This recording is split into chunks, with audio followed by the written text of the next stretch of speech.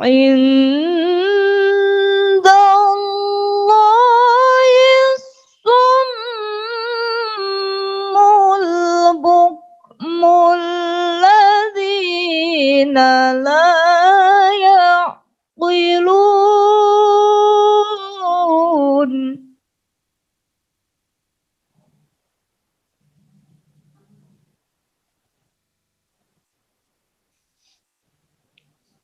ولو علم الله فيهم خيرا لأسمعهم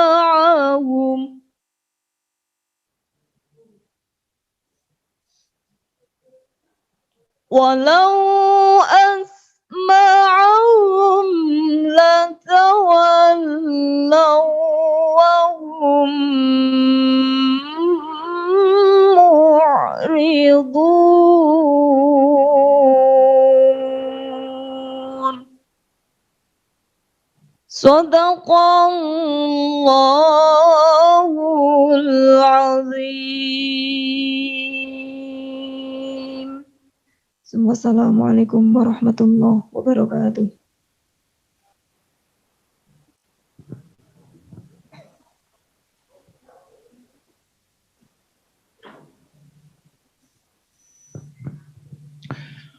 Opening remark from Rector University of Muhammadiyah Kudus to Mr. Rusnoto, Master of Epidemiology. The floor is yours.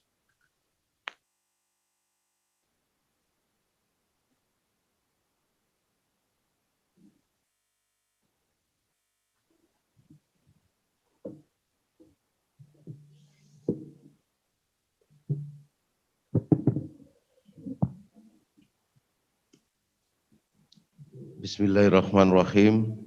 Assalamualaikum warahmatullahi wabarakatuh.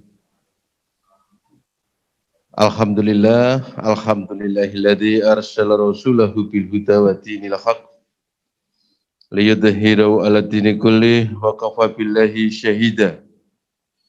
Asyhadu an la ilaha illallah wa asyhadu anna Muhammadan abduhu wa rasuluh.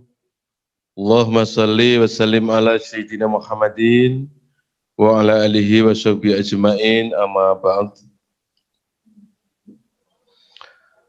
The honorable all speakers, the number ones from Founders University of Muhammadiyah Kudus, Mr. Sajjad Abdi, the leader of foundation.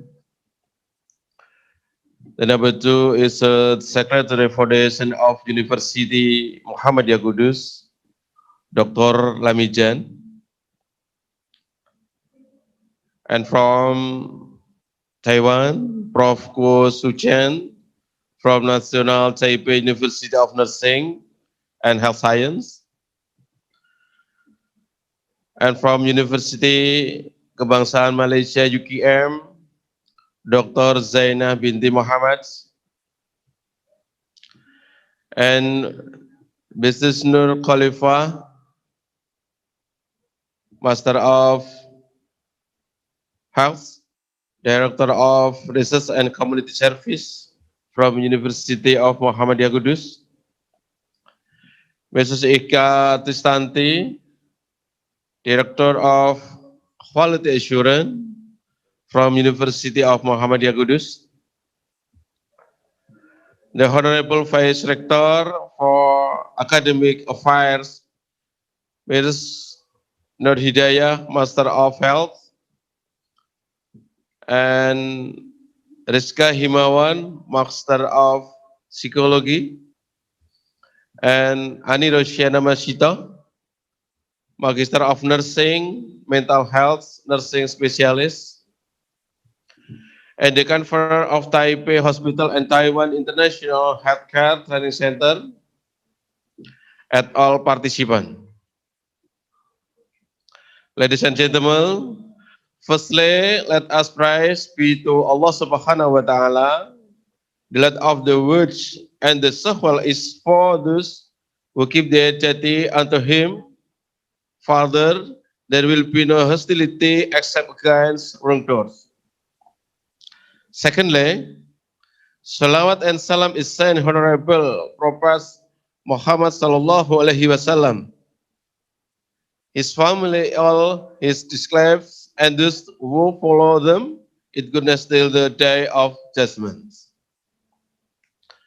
On the occasion of the third webinar of midwife, I would like to express our deepest respect and appreciation to the extraordinary and life-saving work that midwife do every day, often under very challenging circumstances. Today, the theme of International Webinar is breastfeeding promotion and baby health. Ladies and gentlemen, Sustainable Development Goals consist of 17 components, but one of them concerns good health and well-being. Sustainable Development Goal is target to, to end the anti-preventable deaths under 5 years of age by the end 20 and 30. All countries must decrease neonatal mortality to as low as 12 per 1,000 live births and 25 per 1,000 live births for under 5 mortality rates. Children mortality measurements, globally NNT neonatal deaths declined from 35 to 18 deaths per 1,000 live births. Number of deaths declined from 5.1 millions to 2.7 millions. U5 or under 5 deaths declined as much as 33% in the world, from 91 to 5.9 deaths per 1,000 live births. U5 had dropped from 12.7 millions in 1990 to 5.9 million in 2015. The condition of children mortality itself is complex among which regional countries. For the more sub-Saharan African region is more affected than others. The trend of neonatal mortality deaths or NNT, postnatal mortality deaths NPNG, and other 5 mortality deaths U5 in Indonesia from 2000 and 2017. The number of U5 in 2000 until 2017 reaches up to 1 to 457. Number 2, the trend of PNC dropped in 2000 and 2000 until 2017. Interestingly, in 24 and 25, on both U5 and PNC, there were increased numbers of deaths. That is 239,337. Number 3, on the other hand, the trend of NNG is continually decreased in 20 and 17. The trend of live births in Indonesia from 2000 and 2015, 17, the trend of live births in Indonesia is fluctuated and research is highest. Nevertheless, is 5.067 and 1x5 in the 2011. Ladies and gentlemen, who WHO 2002 report that breastfeeding without breast milk in infant aged 4 until 9 months is still very low in some Asian countries. In Bangladesh, only 10%, Maldives 10%, Myanmar 14 until 63%, in India went until 5%, Sri Lanka 17 and 57%, and Thailand 4%. In Indonesia, babies were breastfed exclusively up to 6 months only 15.3%.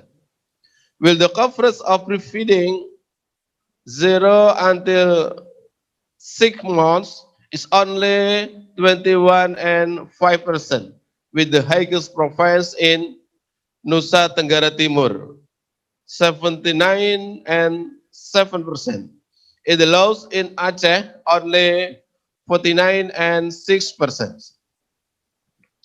UNICEF data about breastfeeding evidence suggests that in high-income countries, it is mothers from poorer households who are likely to breastfeed.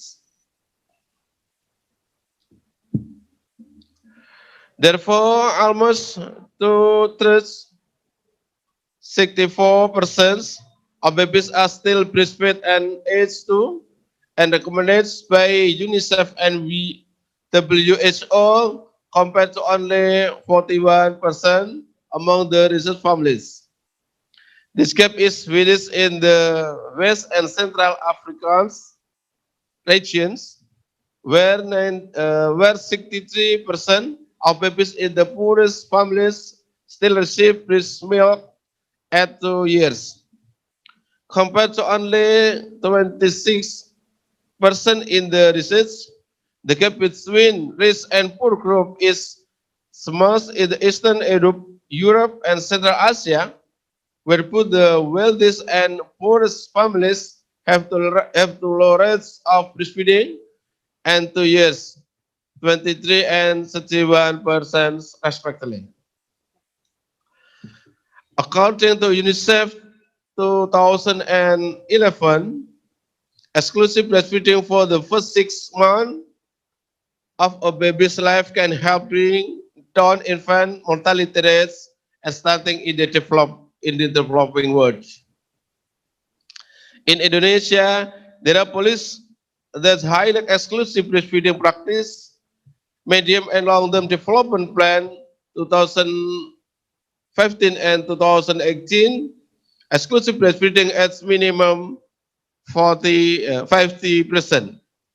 Ministry of Health Strategic Plan 2010 as until 2014, exclusive breastfeeding at minimum 80%. Ministry of Health Strategic Plan 2015 and 2018, exclusive breastfeeding as minimum 50%.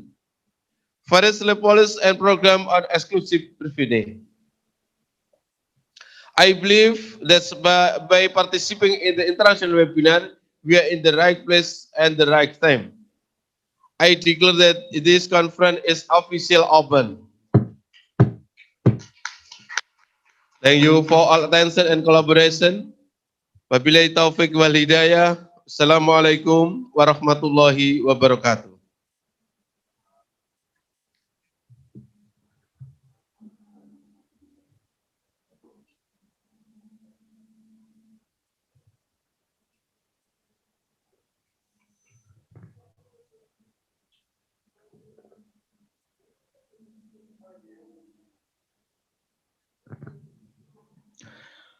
Welcoming remark from Vice Rector for Student Affairs and Cooperation to Mrs. Annie Rosiana Mashito, Master of Nursing, Mental Health Nurse Specialist. The floor is yours.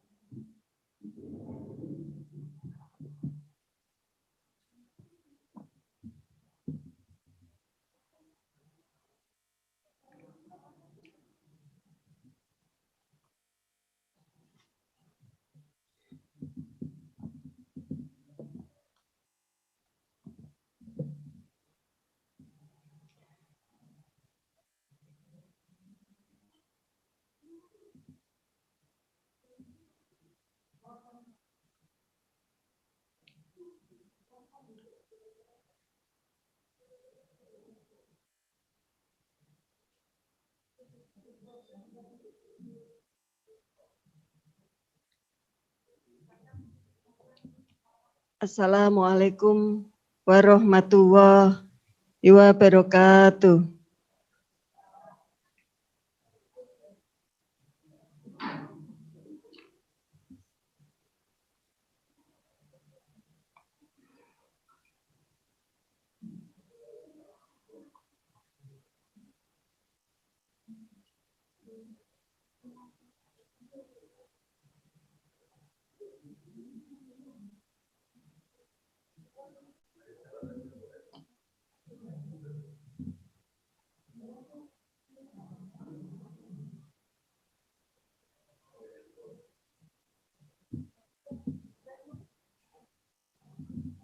The Excellency Rector University of Muhammadiyah Kudus, Mr. Rosnoto, Master of Epidemiology, the Honorable all speakers, Prof. Kuo Suchen, National Taipei University of Nursing and Health Science Taiwan, Dr. Zainah binti Muhammad, University Kebangsaan Malaysia,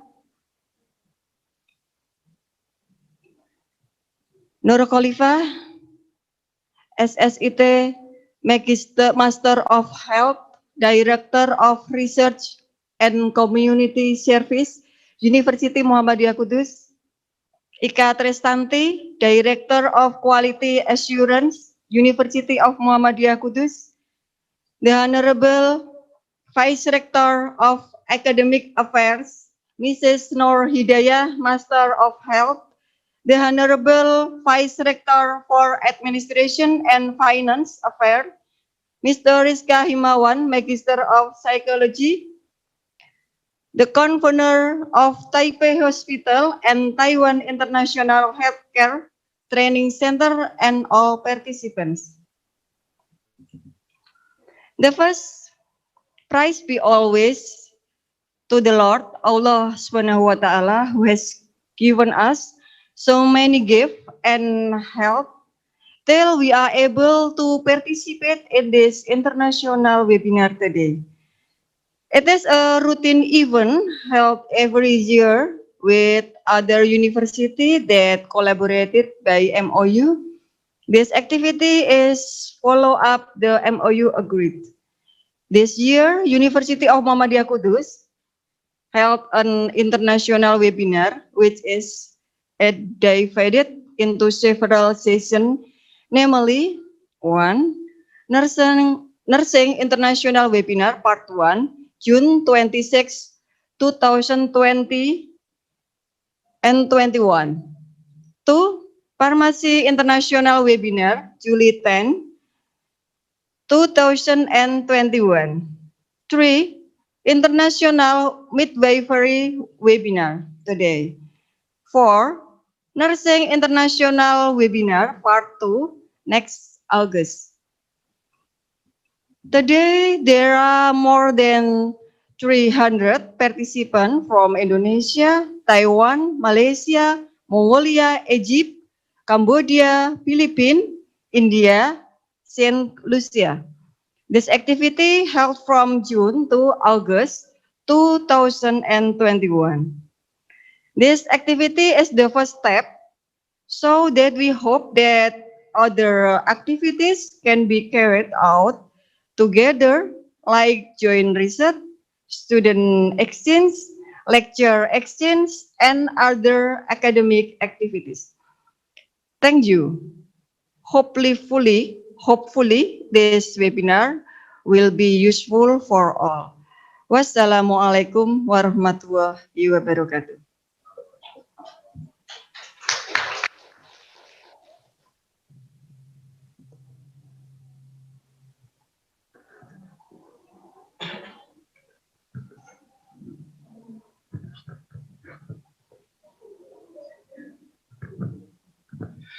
Ladies and gentlemen, now please enjoy the video profile of University of Muhammadiyah Kudus.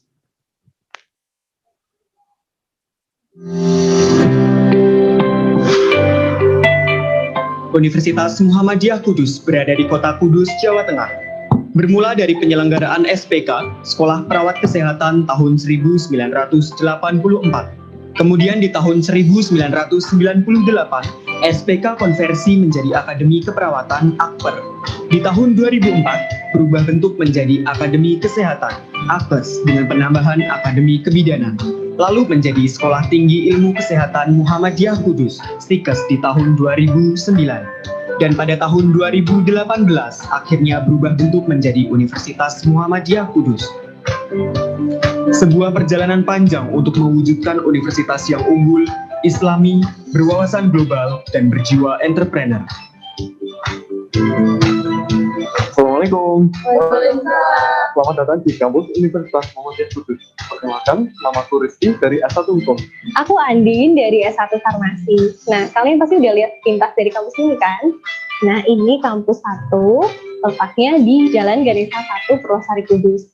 Nah, kalian juga harus tahu, Omku juga punya kampus 2-nya loh. Letaknya nggak jauh dari sini, yaitu di Perabatan Lor, Jalan Kudus, Jepara. Di sini, kalian tidak hanya belajar untuk mengasah ilmu pada bidang masing-masing, namun juga untuk melanjut masa depan yang lebih pasti. Betul, dengan pengajar yang profesional, berpengalaman, serta ditunjang dengan fasilitas yang lengkap, kalian gak perlu ragu lagi untuk kuliah di sini. Kak, kita bisa tahu lebih banyak lagi tentang Omku nggak, Kak?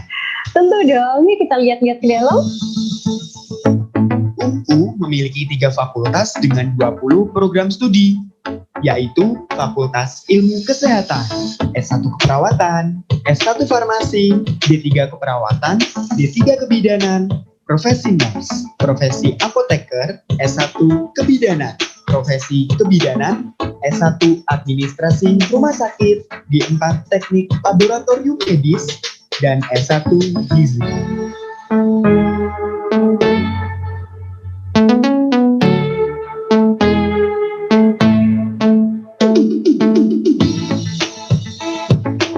Ada juga Fakultas Seni Teknologi loh, yang terdiri dari S1 Matematika, S1 Ilmu Komputer, S1 Sistem Informasi, dan S1 Teknik Industri.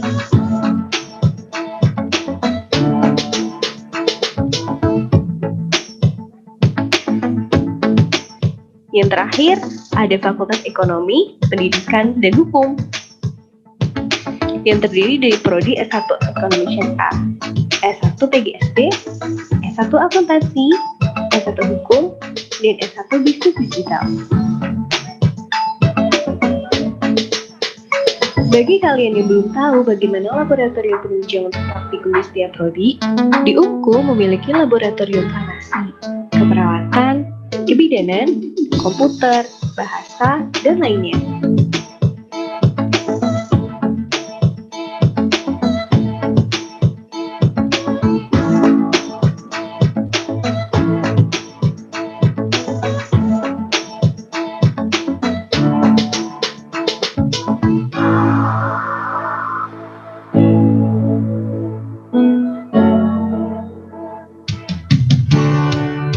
Nah, kita sekarang berada di ruang serbaguna UNKU yang digunakan sebagai ruang pertemuan. Di sini memiliki fasilitas videotron, pengeras suara, dan ruangan yang ber-AC.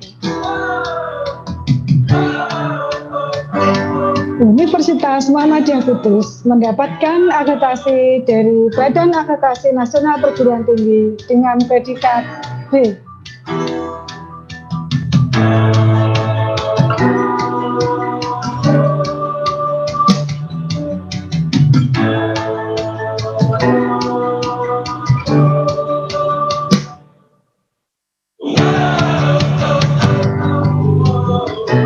Dalam mempersiapkan masa depan kita, UNKU menjalin kerjasama baik di dalam maupun di luar negeri. Beberapa di antaranya, University Kebangsaan Malaysia, University Kuala Lumpur, Mahsa University, Yonsei University Korea, Wusuk University Korea, College of Pharmacy Taipei Medical University, College of Nursing Taipei Medical University, National Taipei Medical University of Nursing and Health Science, dan masih banyak lagi.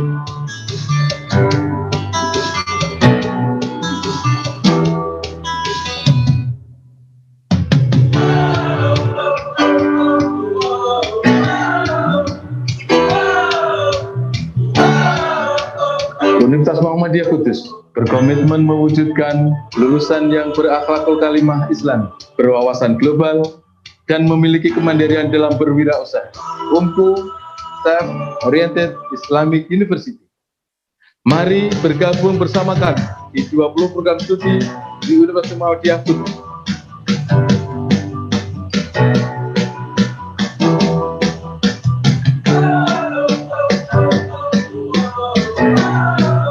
Prestasi mahasiswa UMKU Cek.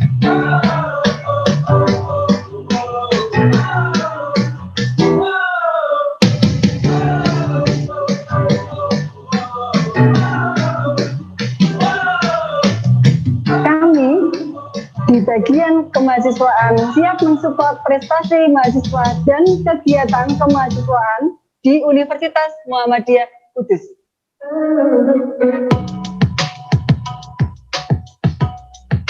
Kak, selain bisa mengikuti perkuliahan, di sini kita bisa berkegiatan apa lagi nih? Bisa dong, di UMKU kalian bisa berkegiatan dalam organisasi mahasiswa, yaitu di BEM dan IML, serta unit kegiatan mahasiswa atau UKM lainnya.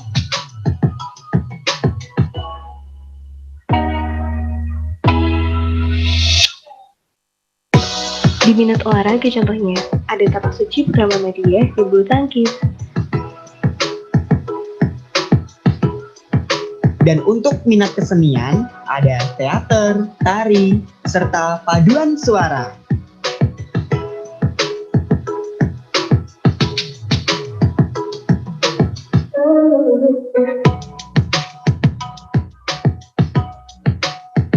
Untuk minat khusus, ada KSR, Korps Sukarela, PMI, dan Kepanduan Hizbul Waton.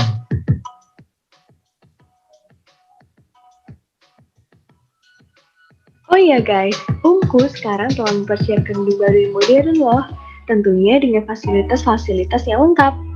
Untuk menjawab tantangan zaman, Universitas Muhammadiyah Kudus senantiasa meningkatkan pelayanan kepada masyarakat dan publik. Salah satu upaya adalah dengan mengembangkan sarana dan prasarana yang ada. Convention Hall, Kampus 2, dan Gedung 13 lantai untuk mendukung dan mewujudkan visi misi Universitas Muhammadiyah Kudus, Global Entrepreneur Islam. Join with us.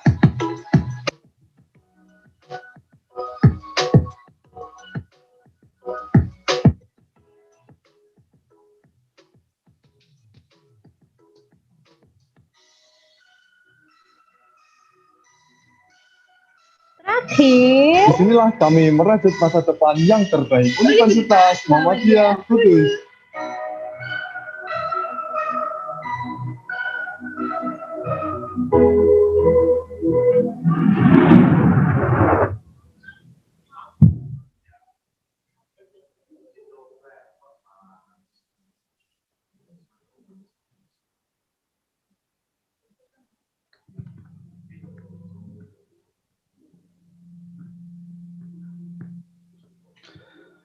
Ladies and gentlemen, it's now time for photo session.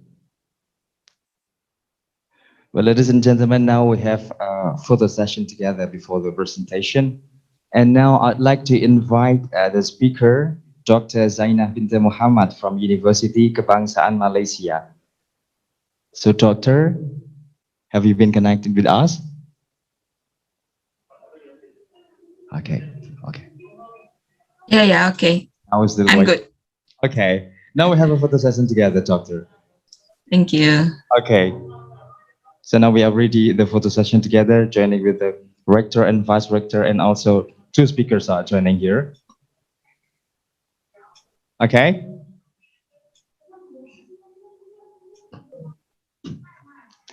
Okay, now for the first session.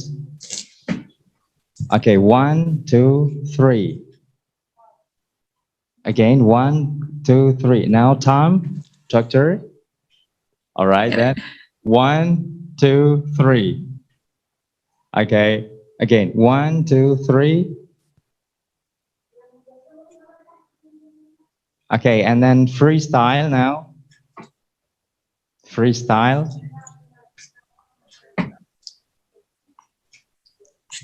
Okay, freestyle.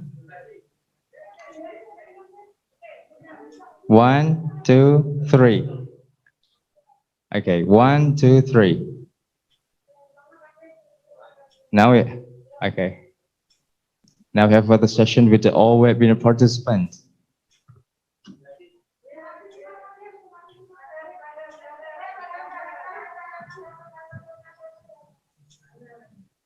One, two, three. 1, 2, 3.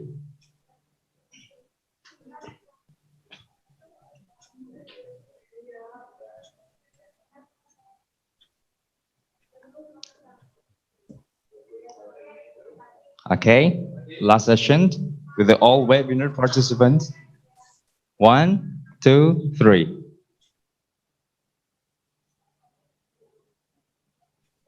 Okay, thank you.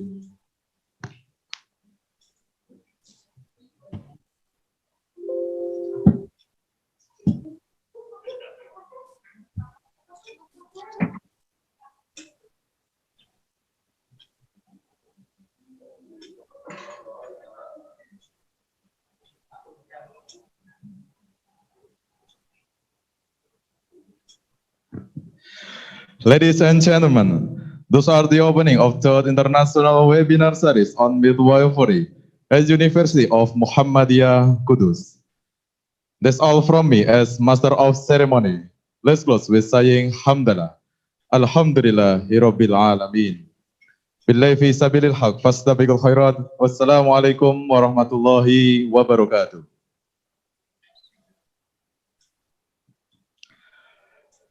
Now we come to the main agenda of third international webinar series on midwifery at University of Muhammadiyah Kudus, entitled Breastfeeding Promotion and Baby Health Midwifery. This will be guided by Mr. Ahmad Nur Safik, Master of Education. As moderator, the floor is yours.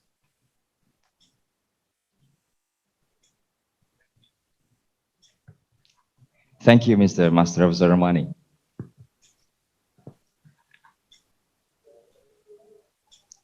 Bismillahirrahmanirrahim. Assalamualaikum warahmatullahi wabarakatuh. Innal hamdalillah nahmaduhu wa nasta'inuhu wa nastaghfiruh. Wa na'udzu billahi min shururi anfusina wa sayyiati a'malina. May yahdihillahu fala mudilla lahu wa may yudlil fala hadiya lahu. Asyhadu an la ilaha illallah wahdahu la syarika lahu. Wa asyhadu anna Muhammadan abduhu wa rasuluhu la nabiyya wa la rasula ba'dah. Amma ba'd. Let's pray to our Lord, Allah subhanahu wa ta'ala, for his mercies and blessings, of course. And our deep gratitude please be upon to our Prophet Muhammad sallallahu alaihi wasallam. Well, ladies and gentlemen, welcome to join in a third international webinar series on midwifery today. Today's webinar, we are going to talk about breastfeeding promotions and baby health. Well, ladies and gentlemen, as all we know, baby come in about success and breastfeeding should be seen as an issue that concerns only women. Some researchers clearly shows that the report of a partner is vital to the success of breastfeeding. Breast milk, as all we know, is specially designed to optimize a baby's growth and development. And also the research evidence on the value of breastfeeding for mothers and their baby is very compelling. And this body of evidence is growing all over the time. Well, ladies and gentlemen, my name is Shafiq and I'll be serving as the moderator for this webinar. Before we go further to the presentations, once again, I would like to say thank you to the superintendents of Taiwan International Healthcare Training Center for collaborations and support to this webinar, and also University Kebangsaan Malaysia to support this conference also. Right, to save our time today, now we have 4 expert speakers who will talk about this topic in a very depth today. To save our time now, let me keep in touch with the first speaker, Dr. Zainah Binte Muhammad from University Kebangsaan Malaysia. Hello, doctor. Good morning. Have you been connected? Yep. Good morning. Assalamualaikum. How are you today, doctor? Good. Alhamdulillah. Alhamdulillah. Can you hear my voice clearly? Right, of course. Okay, so Dr. Zaina will be the first presenter of this webinar. She will deliver about a really, really amazing presentation after this, but before she deliver the presentations, let me read the curriculum vitae of her first. Her full name is Zainah Muhammad. She was born in the 16th of October 1972. The office address now, she's in the Department of Nursing, Faculty of Medicine, University Kebangsaan Malaysia. About her academic qualification, she completed the bachelor degree of nursing from University Kebangsaan Malaysia, and also she continued the master degree of nursing in Monash University of Australia, and also she completed the PhD nursing from Monash University in Malaysia too. And about the professional experiences, she had a lot of professional experiences that I can mention one by one, but at least in April 2015 till April 2018, she was the head of the Department of Nursing as an academic and clinical service. And April 2018 till April 2020, she was the head of Department of Nursing. And also April 2014 till now, she is a senior lecturer. And about the other experiences, there are so many experiences that I can't mention one by one.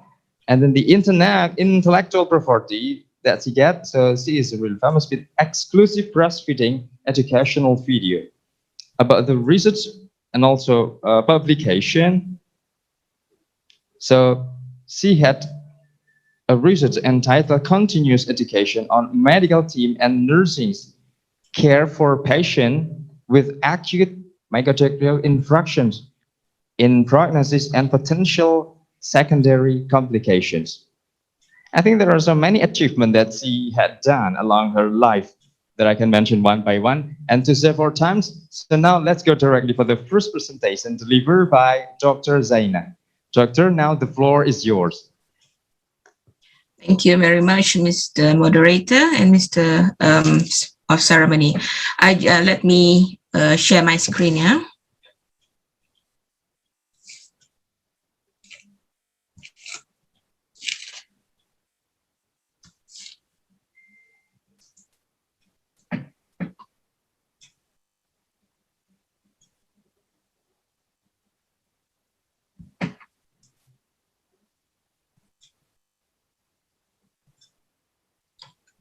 All right.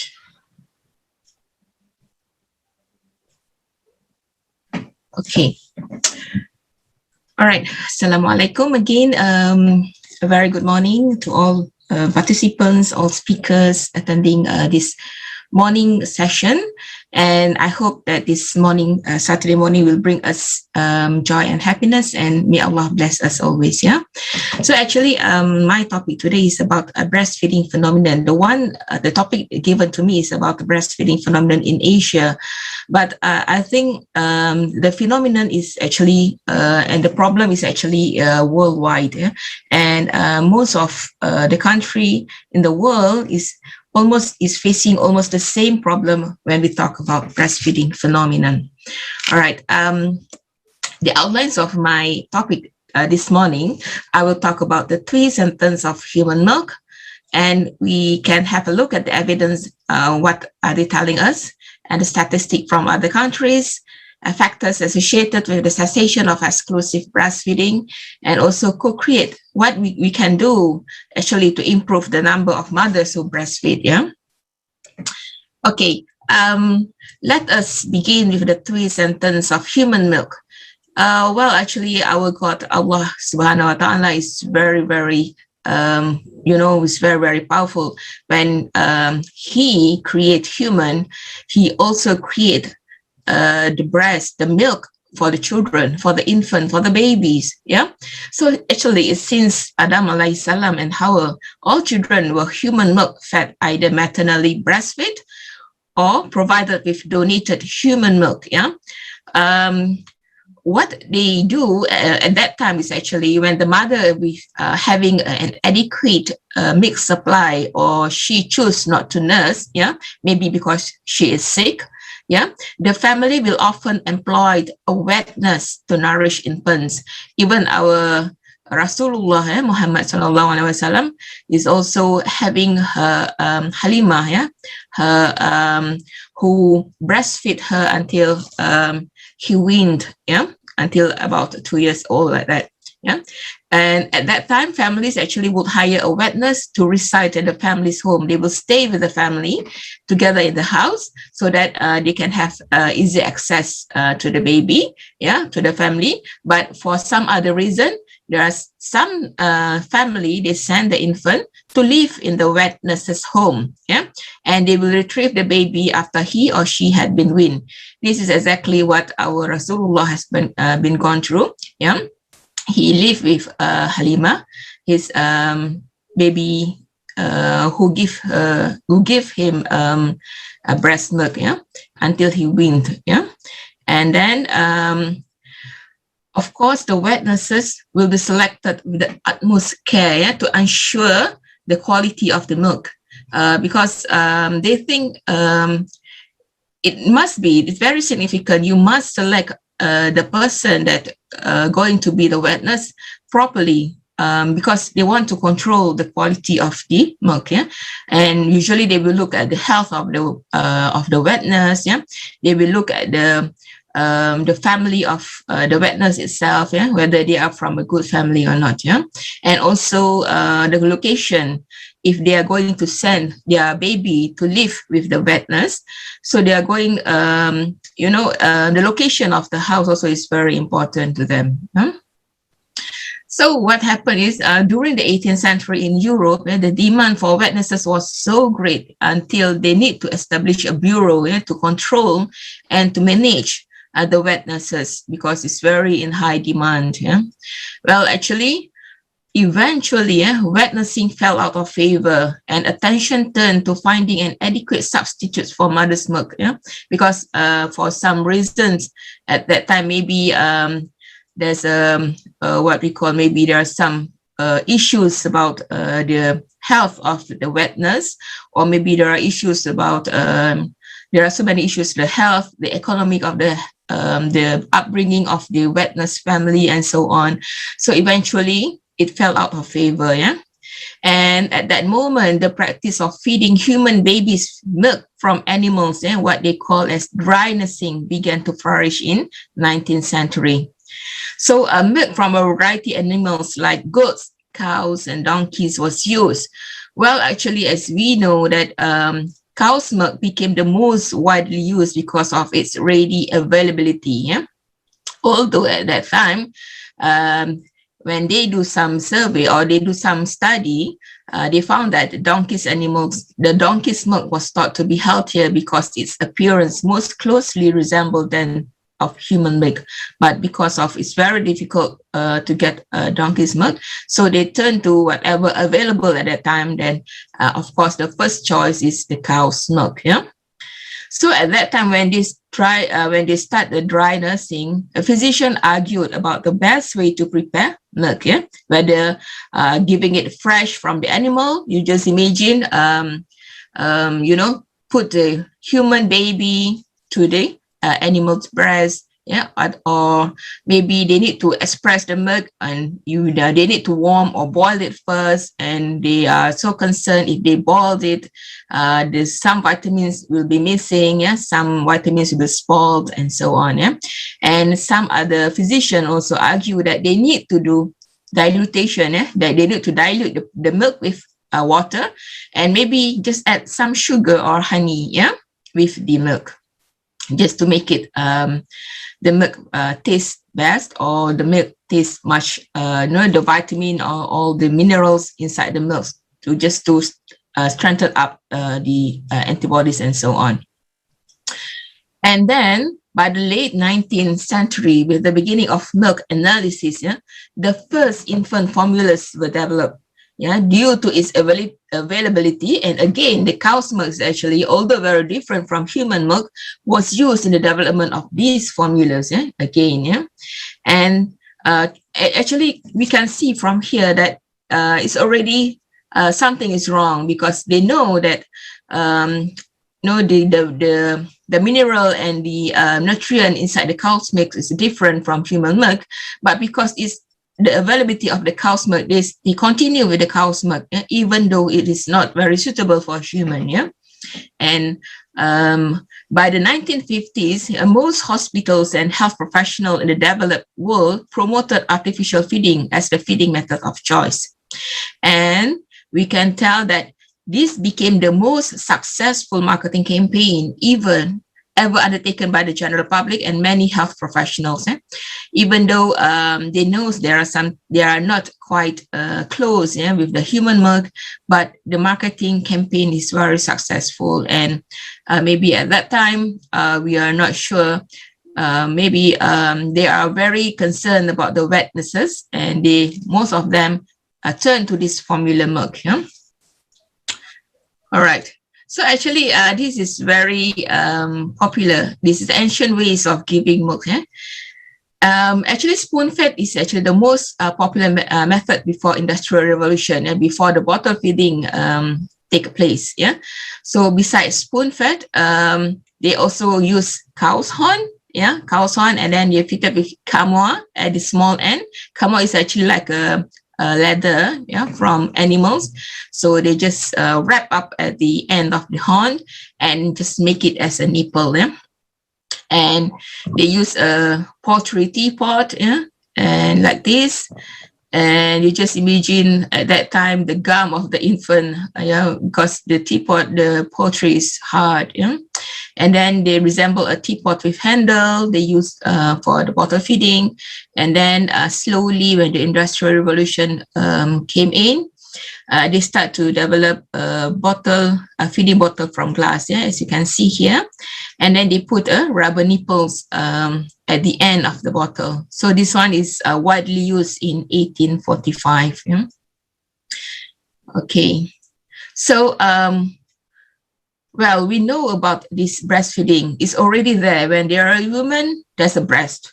When there is a mother, there's always a milk. Okay, we already know that. And look at the evidence is telling us, and why we continue to succumb to this, the milk company when they do, like infant formula, because they are doing a very successful campaign. Yeah. Okay, we already know that the breastfed baby, the milk and the human milk, they have very, very, luxury benefit to humans. Yeah. So they of course, the all organs, the digestive system, the urinary tract, ears, eyes, throat, the muscle, the IQ, yeah, endocrine system, mouth, everything, respiratory system.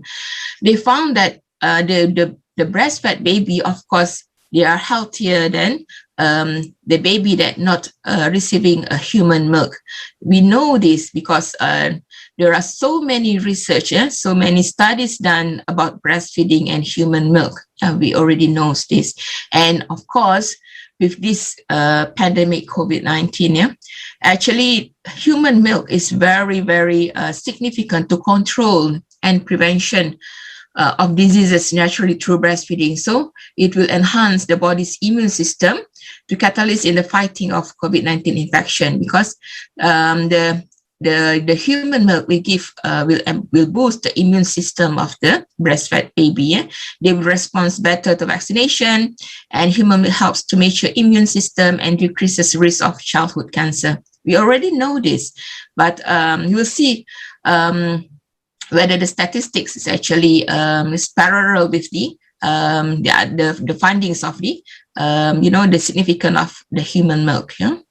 So there are so many studies. If you do search, Google search, or you do in a library setting and also on, there are so many. When you type breastfeeding study, you can find there are lots and lots and lots of study on breastfeeding, on study on human milk, a study on so many things. There are so many topics. Why the cessation period and the benefits of human milk. So many things. Yeah.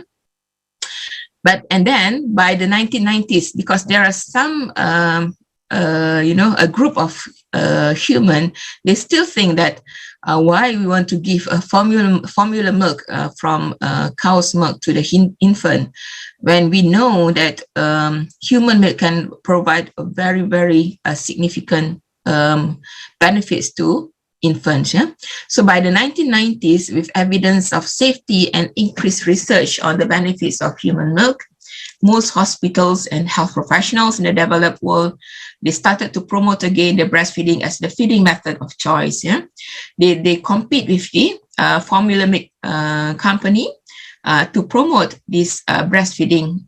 This actually much better, yeah, much worth of money to give to the infant. Yeah. And by the beginning of the 20th century, human milk feeding was once again the recommended method of infant feeding. Yeah? Experts recommended breastfeeding exclusively for 6 months and the introduction of age-appropriate food with breast milk to remain in the diet for 1 year and beyond. So we are actually talking about exclusive breast milk to reach, for the human to receive a maximum dose of the benefit of human milk, we should go for exclusive breastfeeding. Yeah. Okay. What we already know is about human milk, of course, is we already know that human milk contains all essential nutrients, antibodies, hormones, and antioxidants, and infant needs to thrive. They protect from diarrhea, acute respiratory infections, stimulates immune systems. They respond to vaccination very, very good, and confer cognitive benefits. Yeah. This is very, very significant. So many studies prove this, yeah. And formula feeding challenge, of course, none of the important antibodies found in breast milk is actually found in the manufactured milk, yeah. Formula does not provide the baby with added protection against infection and illness that breastfeeding does, okay. And by expense, it reduced nearly $1,500, yeah, per month. Possibility of producing gas and constipation is actually high in formula feeding, and also formula can match the complexity of breast milk. Of course, we know that, yeah. And in terms of economy, breast milk is actually free. God gave us already and saves money, of course. But studies found that it's not only the rich family choose to use formula milk for the infant, but also some families that are poor family, poor country, they also choose formula milk to feed their infant. Yeah. Okay. All right. Share the good practice. The international goals and targets, what they promote actually, they promote 6 months breastfeeding, yeah, exclusively breastfeeding for 6 months, and continue breastfeeding even though you give them food already, but at least continue up to 2 years of age and beyond, yeah. And WHO and UNICEF, yeah, they very, very, they are very, very strongly recommended that exclusive breastfeeding for first 6 months, where the infant only receive breast milk or breast milk and vitamins, minerals, supplements, or medicine. Means that no water, no food for the first 6 months, and no other formula milk. Yeah, just solid exclusive breast milk. And if the infant is not well, they can receive the medicine. Only that, yeah. Because so many people, when we talk about exclusive breastfeeding, and we told them that you can't give them, you can feed the infant with other things like formula milk or water, they think that that is very sarcastic, yeah. Because I think they don't understand why WHO and UNICEF recommend that 6 months exclusively, because they want the infant to receive a very, very significant, very, very high benefits from human milk, yeah. And okay, so this is the recommended breastfeeding patterns, continue up to 2 months. But the most, what we look at is the first 6 months of exclusive breastfeeding, yeah. Okay, let's share statistics from other countries. We thought we knows about the benefits already, but what about the statistic from the studies? What did they show from other countries, yeah, from the whole world? So this is actually a study done in USA, yeah, in 2017. The survey was done, the infant was born in 2017, and the survey was done between 2017 to 2019. As you can see here, they have a very good database, yeah, from each country from USA, from the state of USA. But let's see, when we concentrate on the exclusive breastfeeding, yeah, through 3 months, this is the 3 months column, and this is the 6 months columns. The column in the 6 months column is actually fall half from the 3 months column, yeah. As you can see, the most countries like that, most state in the USA is like that. They fell half of it to reach 6 months exclusive breastfeeding. Yeah, it's the same here. It's half. If for example, you see this Oregon, through 3 months, they reach 65.8%, but then for the 6 months, they fell to 35.6%. Yeah, almost half. It's almost the same. Okay, that's USA. In Malaysia, this is I can't find this the statistic for the whole Malaysia, but this is some regions of Malaysia. Yeah, in 2006, the exclusive breastfeeding rate is 19.3, but then it started to increase in 2016, 47.1%, and increased to 52.4% in 2019. But still, it's still not reached WHO target, which is 70 to 80% of exclusive breastfeeding. Yeah, that. How about Indonesia? It's almost the same. Yeah, it's still below the target rate of WHO. Yeah, even though it increased, same like Malaysia just now. Yeah, but this is only some regions. Yeah, in the country. All right, this is the world statistic. Yeah, we can see that they give a category to the country in the world. For example, for Sri Lanka,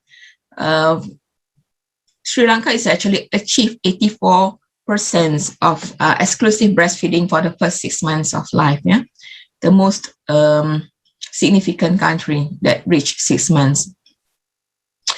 And this one is Cape Verde, 57, still not reached. Peru, 67%, and Kiribati, 80%. This is their country that they take the statistics from every country in the world. Yeah? This is Rwanda, some part in Africa. I think it's 84%, and Tajikistan, 50%, and what is Syria? This is East country, East, like in Saudi Arabia is only 31%, and Syria is the most significant country that reached 81% to exclusively breastfeed their infants. But then, if you compare the 6 months and the continued breastfeeding, the country at the top is actually different. Even though just now Bangladesh is not the highest country that reached exclusively breastfeeding, but they continue breastfeeding. That 94% of them continue until 20 to 23 months of age. Yeah. And again, this is not the same country that just now reached exclusive breastfeeding. And yeah, again, and also. Again, even though Malaysia at this moment, only 12% that continue breastfeeding until 2 years. So Indonesia is good, it's 59, it's nearly 60% continue breastfeeding. So,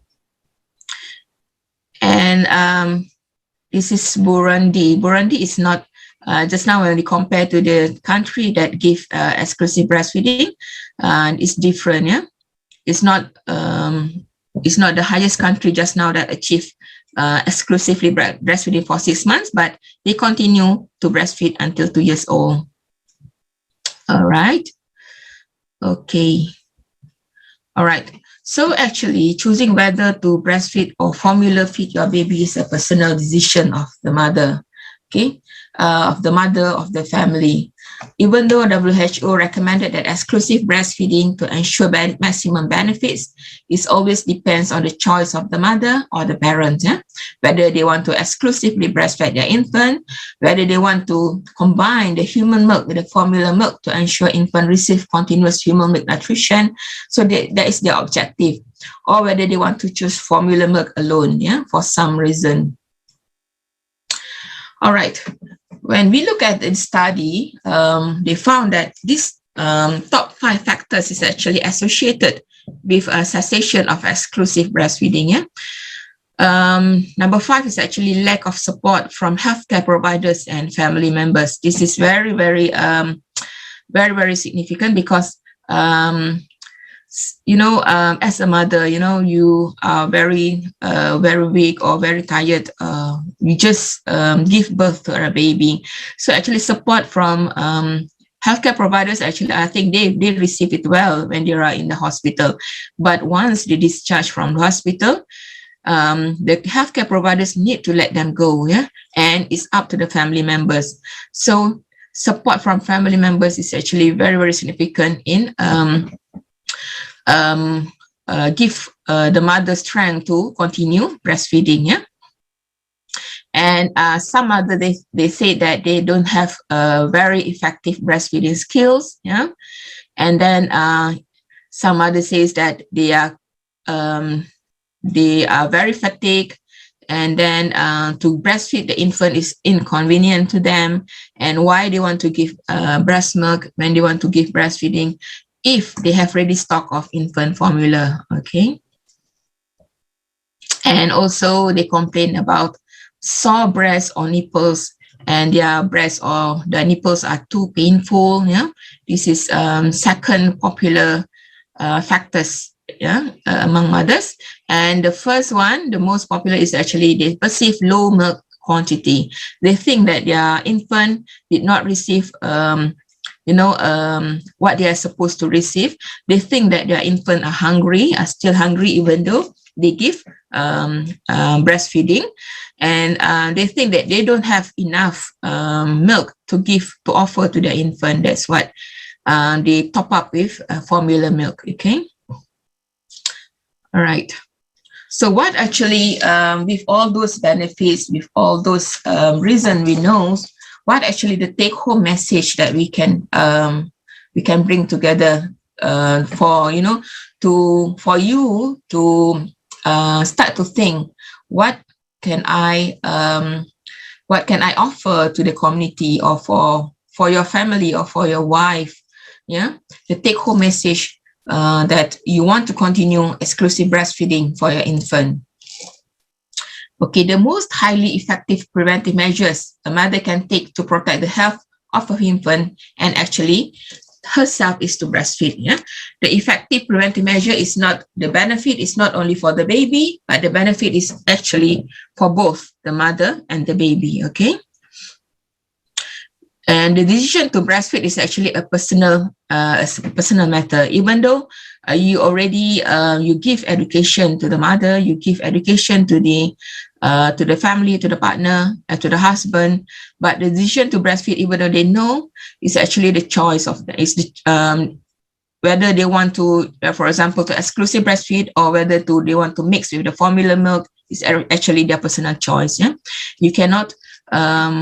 Like for example, you have to breastfeed. You tell the mother you have to breastfeed by hook or by crook. Whatever happened, you must do. So actually, that not only come with words, but if you want the mother to breastfeed like that, you need to give them support, continuously support. And then the success rate among mothers who want to breastfeed can be greatly improved through active support, yes, from their families, friends, communities, clinicians, so many people around them that can make active support. The policymaker, the employers, if the mother is a working mother, whether the employers, they can give the mother to breastfeed their baby. They give nursery to their employers, and they give time for their employers to express their breast milk. It depends, yeah.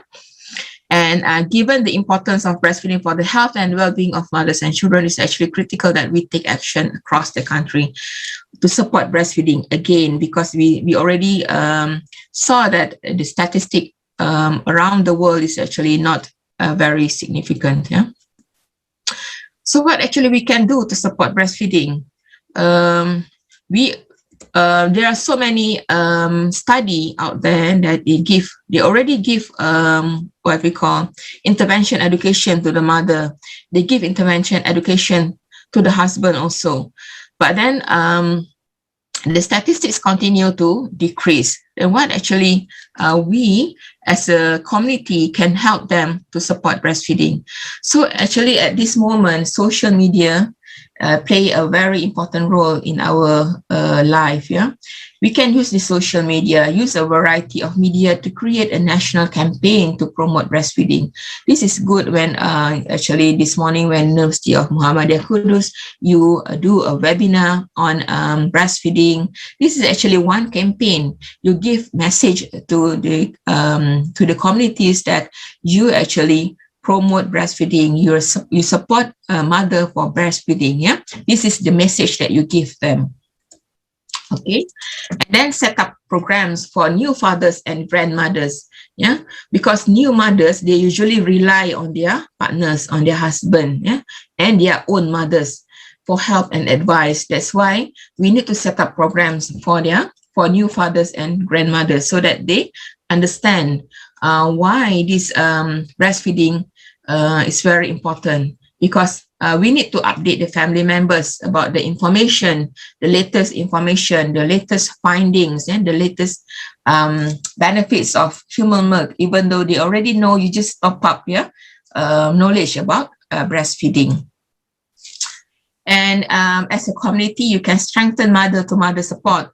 Talking with other women who are breastfeeding actually can help mothers decide to start and keep breastfeeding, yeah, and develop peer counseling programs in healthcare settings. Of course, you need to help mothers find resources in the community. Like, say, for example, the mother want to breastfeed, but at certain time they found that it's very difficult. They are having problems that they don't know how to do it. So where can they get support? Yeah, to help them understand better about how to give breastfeeding to their infant. Yeah, mothers may need help finding people who are trained to assist with breastfeeding problems after discharge, because some hospitals actually what they do, they have this what we call lactation unit support, yeah, or breastfeeding support they call them, so that it works 24 hours, and they give numbers, yeah, the members who are actually healthcare members and who actually have what we call that, a knowledge on how to breastfeed infant. And in case that the mother is having problem, they are freely to contact any of the members in the unit. Okay. And then ensure that community groups support breastfeeding. Okay, peer support organization and breastfeeding clinics know the breastfeeding barriers. So actually this group can help find ways of removing these barriers. Actually, even us, when we are midwifery or when we work in a hospital, we know better what actually their barriers when they want to breastfeed their infant. Yeah.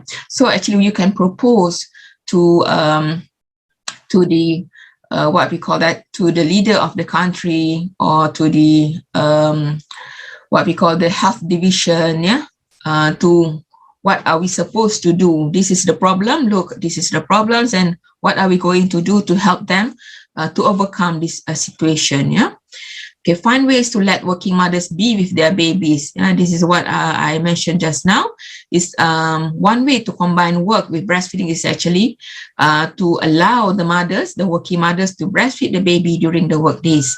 Yeah, and the communities can actually encourage employers to make childcare available, to make the nursery available at at every workplace, so that they can easily reach their infant for breastfeeding. Okay, and or maybe some mother, they can give time to them to express their breast milk and keep in the fridge. So actually that is what the community can help to support breastfeeding. Yeah.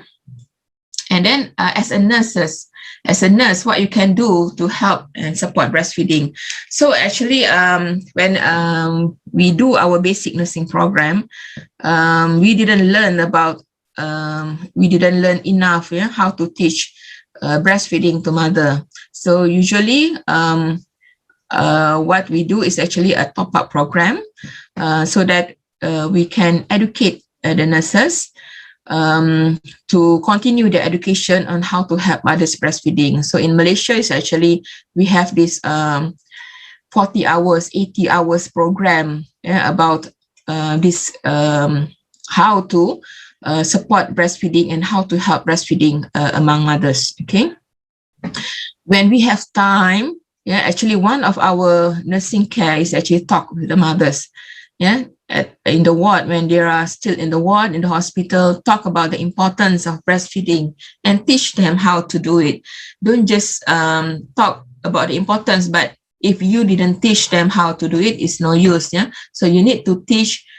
You need to talk and teach them. Yeah, help mothers decide how to feed their babies. Yeah, because mothers may not know that breastfeeding can protect them and their babies. It's actually, we can make it compulsory for every obstetric ward, yeah, before they discharge home.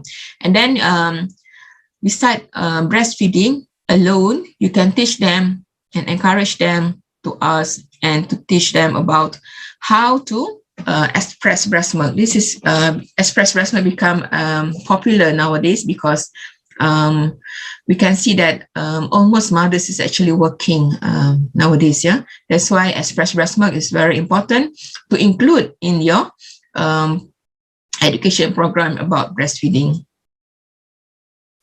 Okay, make support for breastfeeding part of standard care. You offer support by placing a healthy newborn in skin-to-skin contact. Yeah? For example, when you see the mother is ready, you can help them skin-to-skin contact with the mother and the infant. That will promote a very good bonding, and they will start breastfeeding more easily. Okay, and then as a nurse or in the hospital itself, avoid giving gift packs with infant formula. This is actually very popular to some hospitals, because when the milk company, they do a promotion and maybe they do some MOU with the hospital, and the hospital actually need to help them to campaign with their infant formula. So what they do, they give packs, free packs of infant formula as a sample to breastfeeding mothers. So actually, when you give this free pack of formula milk, this can hinder successful breastfeeding because you are not, they can see that you are not serious about exclusive breastfeeding. At the same time, you are talking about breastfeeding, but at the same time, you're giving them a free pack of infant formula. So make sure it's not what we call that, it's not it must go with the same direction with what you are doing, with what you are talking about. Yeah. All right. And then as a nurse, you need to develop teams to give mothers the skill care they needed, okay, before they discharge home, or maybe before it can start early before they give birth. Yeah. In the clinic, when they come to the clinic, yeah, you can have a lactation unit while they're waiting to see the doctor. You call them for educational talk about breastfeeding, about breast milk, the benefits, and so on. And you teach them the proper way of giving, the position of when you do breastfeeding, what else about how to store, how to carry the milk. Yeah, that is very important because not all mothers knows that actually they can express their breast milk and keep in the fridge and keep in the freezer for a few months. There is very some new knowledge to them. Okay, and then always when they discharge, give them pamphlet with information to tell them where they can get, a support when they have a problem. Yeah, if mothers get the support they needed in the first 4 weeks of a new baby's life, well, actually, study found that they are more likely to keep breastfeeding. Yeah, mothers may need help finding people who are trained to help with breastfeeding problems after they leave the hospital. Okay, because it is very significant. Without help, without support, new mothers or available mothers with multi-para mothers, they may stop breastfeeding because they are also we must understand that their condition at that time, they are also very lethargic, they are very fatigued, yeah, because they just delivered a baby. So this support is very important to them.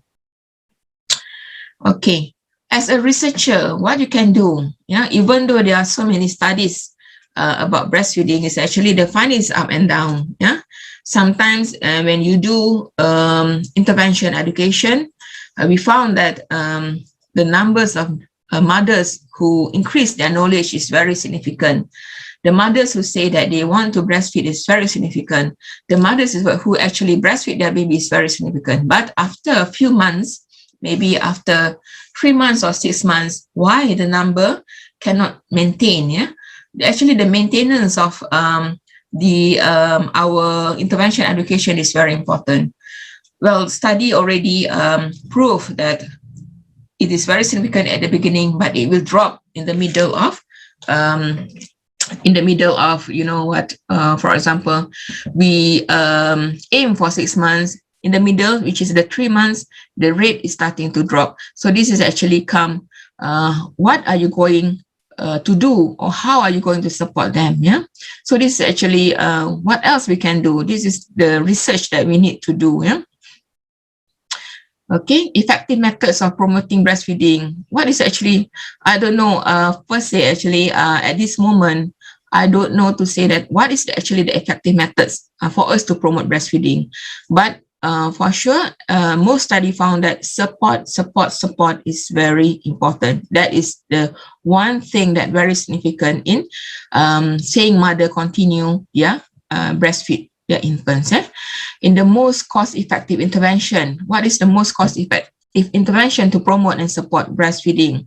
And actually we can study about how to best support breastfeeding mothers who have special circumstances. For example, a mother with premature babies, or low birth with infants, and mothers with disability. We going to just ignore this group of people, because they have a disability, so let them choose whatever they want. So it's not supposed to be like that. When we talk about exclusive breastfeeding, it's actually include all mothers in the world. Okay, in economic analysis, we need to identify savings that result from breastfeeding. Even though there are so many research found that that breastfeeding is actually help in the economic impact, but we need a more precise information to show the family, the mothers who actually will benefit from these savings. What is actually, this is the cost that you can save. We need to give them in data, in database or in the numbers, so that they can see it clearly. Okay. And we need to collaborate on top research priorities. So because by working together, you can find so many ways, different ways of to gather information from women about breastfeeding routines, work together to overcome barriers that now face in designing studies, and help prioritize research areas. So also when we collaborate, we can have, our data is very rich, because we can compare between countries, between races, between so many factors, and what actually the most significant things that we can help to maintain this exclusive breastfeeding. Okay, so this is actually my study on breastfeeding. Well, this is study me and Zalila, we both do about intervention education, and then we give some talk to ensure that the mother is actually, their self-efficacy, will increase when they attend this educational program.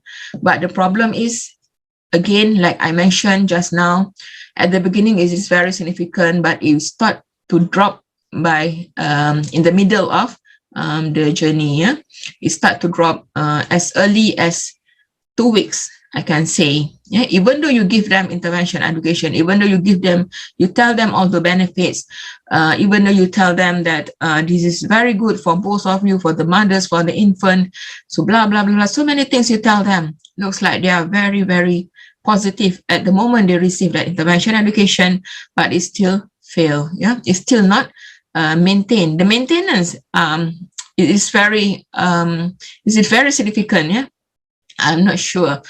Okay, so we continue to develop a very friendly video to promote understanding of exclusive breastfeeding. So we use Malay language, we use graphics that we cover a few themes. This is the video, we call it Penyusuan Susu Ibu secara eksklusif. So in this video, we include 5 themes, which is the definition of exclusive breastfeeding. So because we need to make sure that the mother, the family understand what is actually exclusive breastfeeding, the benefits of breast milk, breastfeeding positions, express breast milk methods, and express breast milk storage. So this is all included in this video actually. Okay. So actually my current data collection is actually, I want to see whether the mother is actually influenced by their personality traits. So what we are doing now is actually we are collecting the data of a mother, a pregnant mother. We give them intervention education, we give them the video, we give them the link, we give them the support that they want. And at the same time, we collect data to know what is actually the personality traits of the mother. So later, after 1 month, 3 months, and 6 months, we are going to follow up with the mother to see their breastfeeding status. And we want to see whether are there any significant or relationship between personality traits and breastfeeding period, exclusive breastfeeding period. All right, so I think this is my last slide. So I can say here, let's collaborate. Yeah, together we can do more. So actually, we can so many things to do with breastfeeding actually. Yeah. So if anybody in University Muhammadiyah Kudus is interested in doing breastfeeding, we welcome you to collaborate with us. All right, thank you.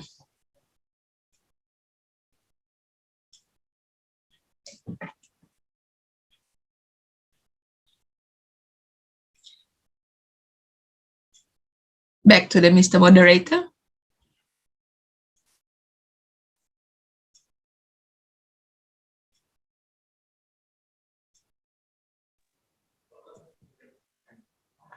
Okay, so that's the wonderful presentation from Dr. Zainah Binta Muhammad. What an amazing presentation. And of course, after this, we will have a discussion to talk more about the topic presented by Dr. Zainah. Yeah, so now I will invite all webinar participants to join the question and answer session or discussion. So please, if you have questions, you may raise hand directly through the streaming Zoom, and also you can write your questions in our chat room. So both of them are acceptable for ask something. Now, please, everyone, if you have any questions.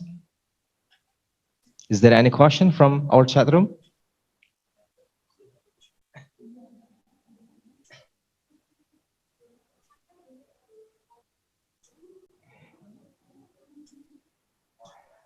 Okay.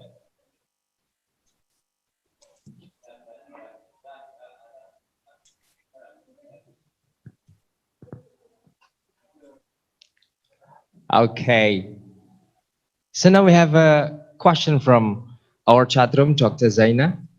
So the question is, Assalamualaikum, good morning. What a great presentation from Dr. Zainah Binti Muhammad. I want to ask to you, Doctor, In this pandemic era, what can we do to support breastfeeding mom? Is there any significant relation between mental health and durations of breastfeeding? So that's the question from Ibu Karisma Aprilia. All right. Thank you, Ibu, for the question. Actually, as I mentioned just now, in this pandemic era, this human milk is very, very significant to help the infant to build their immunity, in their immunity, what we call that, to boost their immunity system. Yeah, because we know that human milk, yeah, can actually the baby who receive human milk, they are very, very what we call that, they are very significant to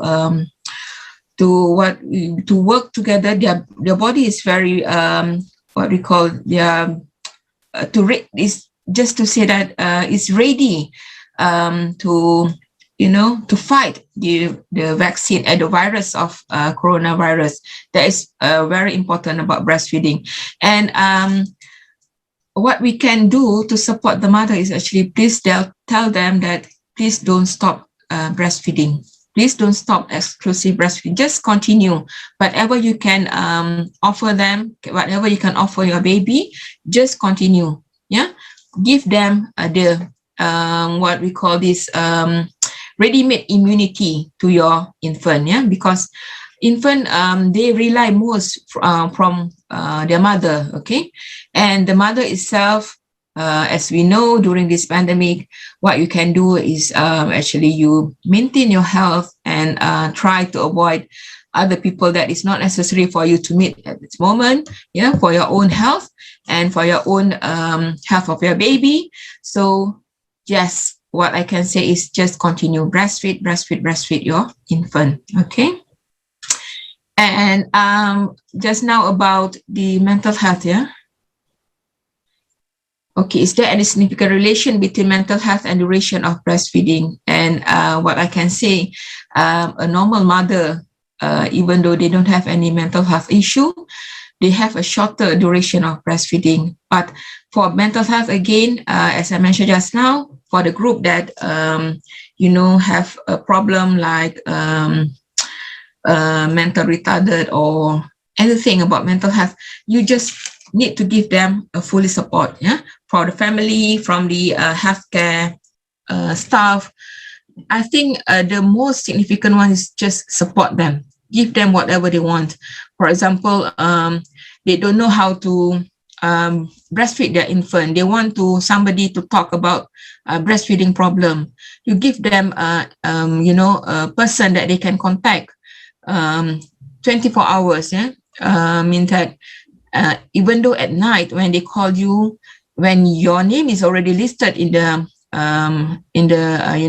lactation unit, we cannot ignore them. We need to give them the support that they want. You need to, like, for example, they have a problem at that time, we need to help them. How are we going to to solve their problem? Yeah, teach them. And in case if we cannot solve them by phone, what we can do is actually we need to visit the house. That is what we can offer. Okay, but the exact duration of mental health and breastfeeding, I'm not sure how to say, but yeah, even though as I mentioned just now, even though a healthy mother is very significant, having a shortage of duration of breastfeeding, I think it's almost the same for everybody, unless they receive the support that what they want. All right. Okay, so that's a very, very complete explanation from Dr. Zaina. So hopefully to Ibu Karisma, we will ask, it really answer your questions. And then we move to the second question, Doctor. We still have a question from Ibu Indah Harisnawati addressed to you. So the question is, Assalamualaikum warahmatullahi wabarakatuh. Thank you for your sharing today. I want to ask you, what about the phenomenon of breastfeeding mothers who work? Many young mothers are finally unable to provide exclusive breastfeeding because they have to work approximately 7 to 10 hours a day. what to do as a midwife, family or company or place of work? So that's the questions. All right, thank you for the question. And you see, because nowadays, why actually is very significant that almost all mothers stop early their breastfeeding, because the role of the mother is actually changing. Yeah, at during those previous years, mother usually always stay at home, and they they didn't work, but they stay with their infant at home. Yeah, but nowadays, during this 21st century, almost all mothers is actually working outside. That is very, very challenging, I can tell you. Yeah, you need to work and you need to breastfeed your baby, but that is what we call that that is not something that we cannot do. Yeah, we, as I mentioned just now, if you are a community, or if you're an employer of the employee, what you need to provide them, you can provide them nursery, you can provide them with childcare at the workplace. And again, for all employers, you supposed to give a chance for the mother to breastfeed their baby. Yeah, for example, if you cannot provide them with childcare at the workplace, actually a very supportive environment is actually when the company can offer the workers, the employers, a childcare within the reach, within the company, within the compound of the company. Yeah, for example, by 5 minutes walking, they can reach their infant. So anytime they can go to breastfeed their infant. Okay, that is very, very what we call A plus. If the company can offer them with that situation. But if the company cannot offer that healthcare services or nursery and so on, at least give time for the mother to express their milk. So we as a nurse or a midwifery, we need to teach them about how to express breast milk and how to store the breast milk, and how you can transport the human milk that you already expressed from home to the office or from office to home. So what happened in between? You need ice cube, you need a cooler bag, chiller bag, and so on. You need a fridge in your company. So the employers is actually, they can, what we call, make them available to the all employers. So that is very, very significant already that you support exclusive breastfeeding. All right. Okay, so that's the explanation from Dr. Zaina. Hopefully to Ibu Indah Risnawati, it really answered your questions. And is there any more questions in our chat room? Or I will invite a webinar participant to join question and answer directly. So just raising your hand.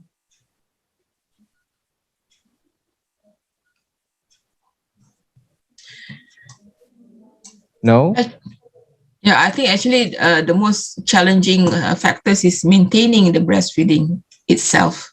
Okay. Yeah.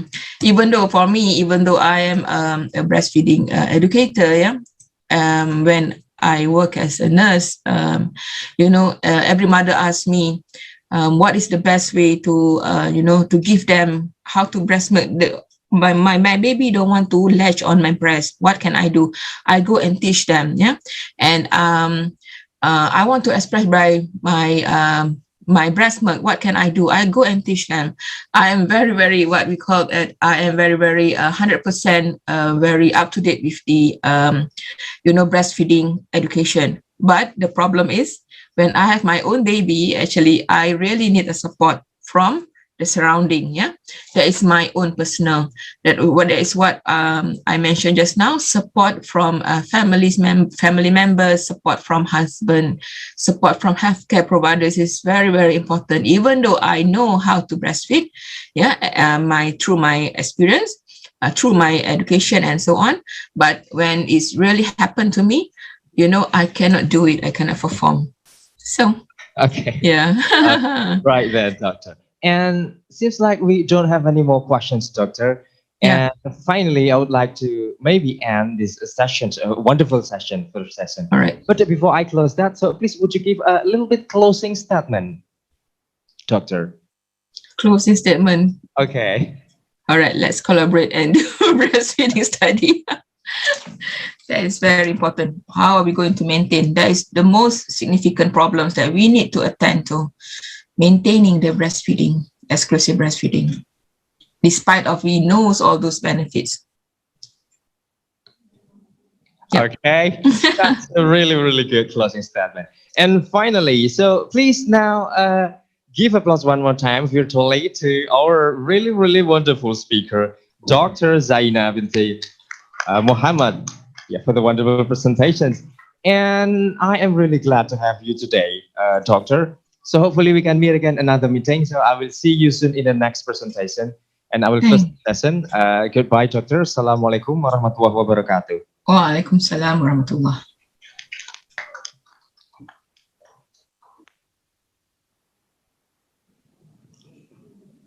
Right, well, ladies and gentlemen, so this is the end of the first sessions. Now we will go directly to the second session of the presentation delivered by Mrs. Nur Khalifa. Today she will talk about health promotion on golden and critical age for child growth and development. So, okay, now we will be keeping in touch with the speaker first. Mrs. Nur Khalifa, how are you today, Mom? Okay, now we are really connecting to Ibu Nur Khalifa. Yes? Okay.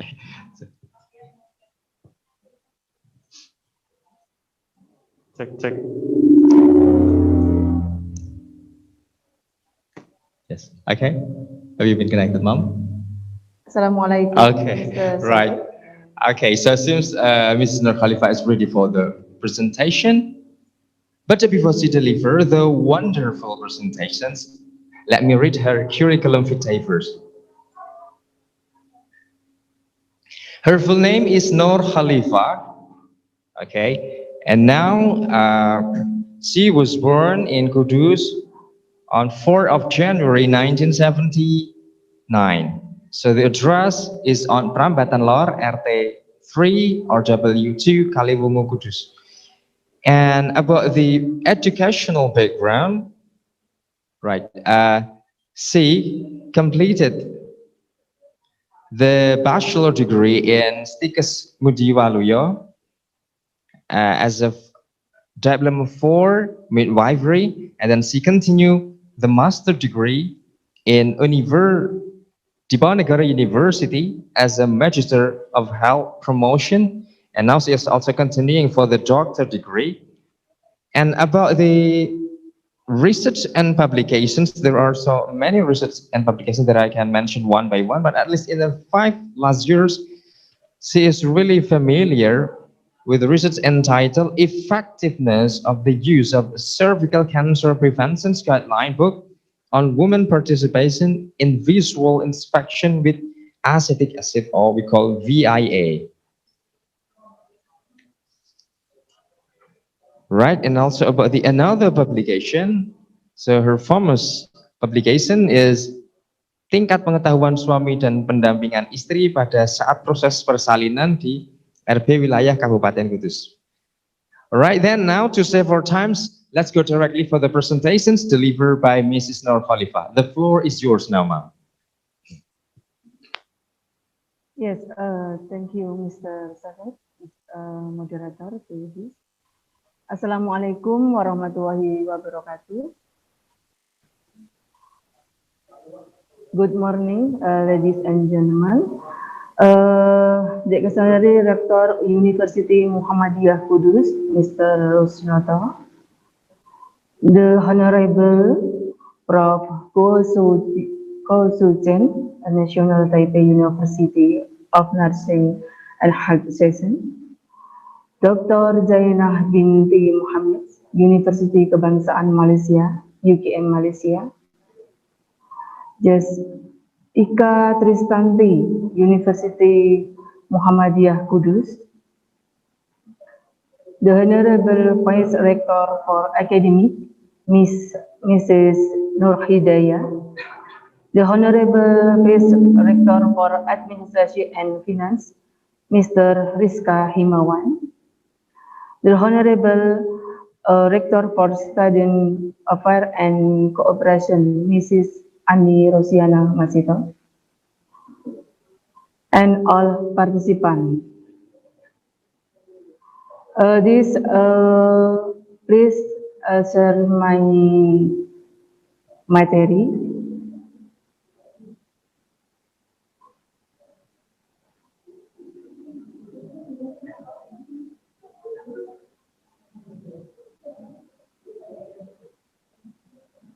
My idea health promotion and golden as critical for child growth and development. 12 healthy family indicator and a nutrition model baby and hearts program. Once follow family planning. Number two, the mother gave birth in first course. Number three, baby gets complete basic immunization. Number four, babies are exclusive breastfeeding for 6 months. Number five, toddler growth is monitored every month. B. Control of infectious and non-communicable disease. Pulmonary TB patient treats according to the stand. Patient with hypertension have a treatment.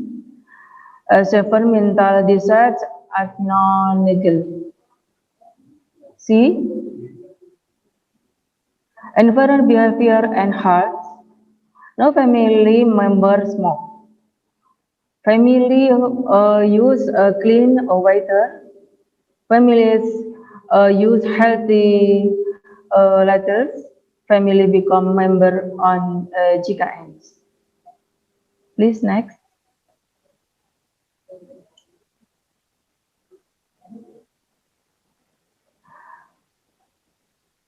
Okay. Golden. Golden and critical acts of children. Like this picture. The picture is how the golden and critical acts of children start from pregnancy and children birth until 2 years. Balanced nutrition for pregnant women, getting used to consuming more variable of foods, overcoming nausea and vomiting. It's committed to eat small parties on often, limiting consumption foods that containing high salt, drinking more water, 8 for 12 glass one day. Newborn, delivery assistant with midwife or doctor. After the baby born, do early initiation of the breastfeeding. Infant to up 3 months of the are given only breast milk, exclusive breastfeeding. Clean and healthy lifestyle. Children 6 months to years, starting from 6 months old, the babies give breastfeeding makes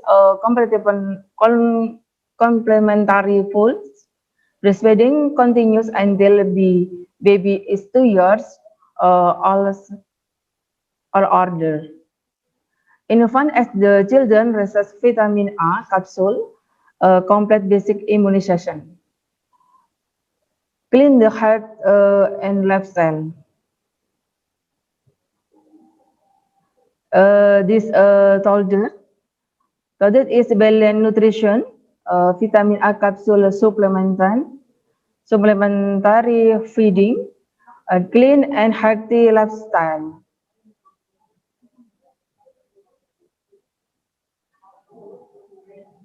Okay, next.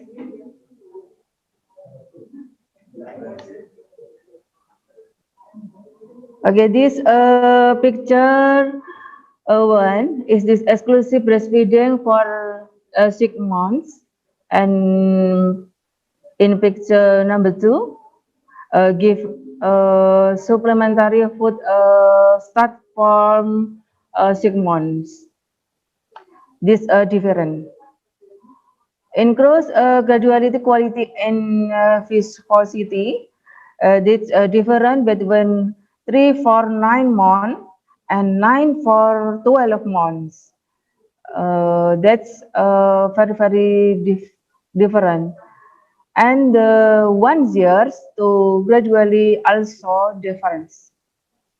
Okay. Okay, next. Important, give food and drink in stack one by one.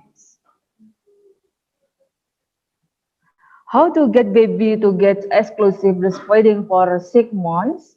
That's like exclusive breastfeeding is a breastfeeding might give to infant from the birth for 6 months without adding or replace with other food now before this. Expect for drugs, vitamins, mineral drops, first day after giving birth. Early initiation of breastfeeding, this in Indonesia, but inisiasi menyusui dini, but IMD, the key of giving success exclusive breastfeeding. What is initiation of a breastfeeding? That is the baby if give opportunity start and start breastfeeding, we place the baby on the mother and chest or stomach. The baby is allowed to start crawl ground looking for the nipple, then suction until is the satisfied. The process like place within the first house since the baby was born. What is a benefit from breastfeeding to baby for baby? Yes, the one, the temperature of the child skin, the mother who gives a bit will adjust to baby body temperature. Uh, if the baby is cold, a mother's skin temperature automatically raises to degree to warm to baby so as pregnant to the rise of cool hyperthermia. If the baby is fever, the mother skin temperature automatically drop 1 degree to cool the body baby. Skin to skin contacts and the bonding attachment with mother and baby. Skin contact is the first one for 2 hours. The very important because after that baby usually fall asleep. Benefit initiation for breastfeeding for baby. Mother and baby will become calmer so that baby breastfeeding and heart will become for study and makes the baby useful say. Improving breastfeeding success. One, breast milk production is smooth. Two, babies can get colostrum and exclusive breastfeeding for 6 months and continue breastfeeding until the child for years old.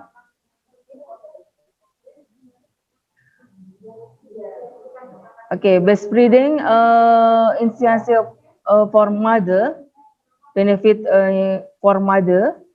The IMD process stimulates the release of the hormone oxytocin, hormone that make make a mom feel calm, relax, love baby, and feel happy. Stimulation the make injection relax, stimulation of uterine contraction that prevent bleeding of the child and help the process of the expulsion of the placenta. This benefit of breastfeeding for the family. Benefit ones is economics. Economics means cheap. Yes, no cash. Benefit number two, that's psychologists. Psychologists mean building attachment between the mother and two baby. Benefit number three is AC. AC means ready without baby need breastfeeding without making. Okay, but breastfeeding of the country, lowering infant mortality rates atau EMR, reducing state burden for the hospital fee, reducing mass import, important generation quality.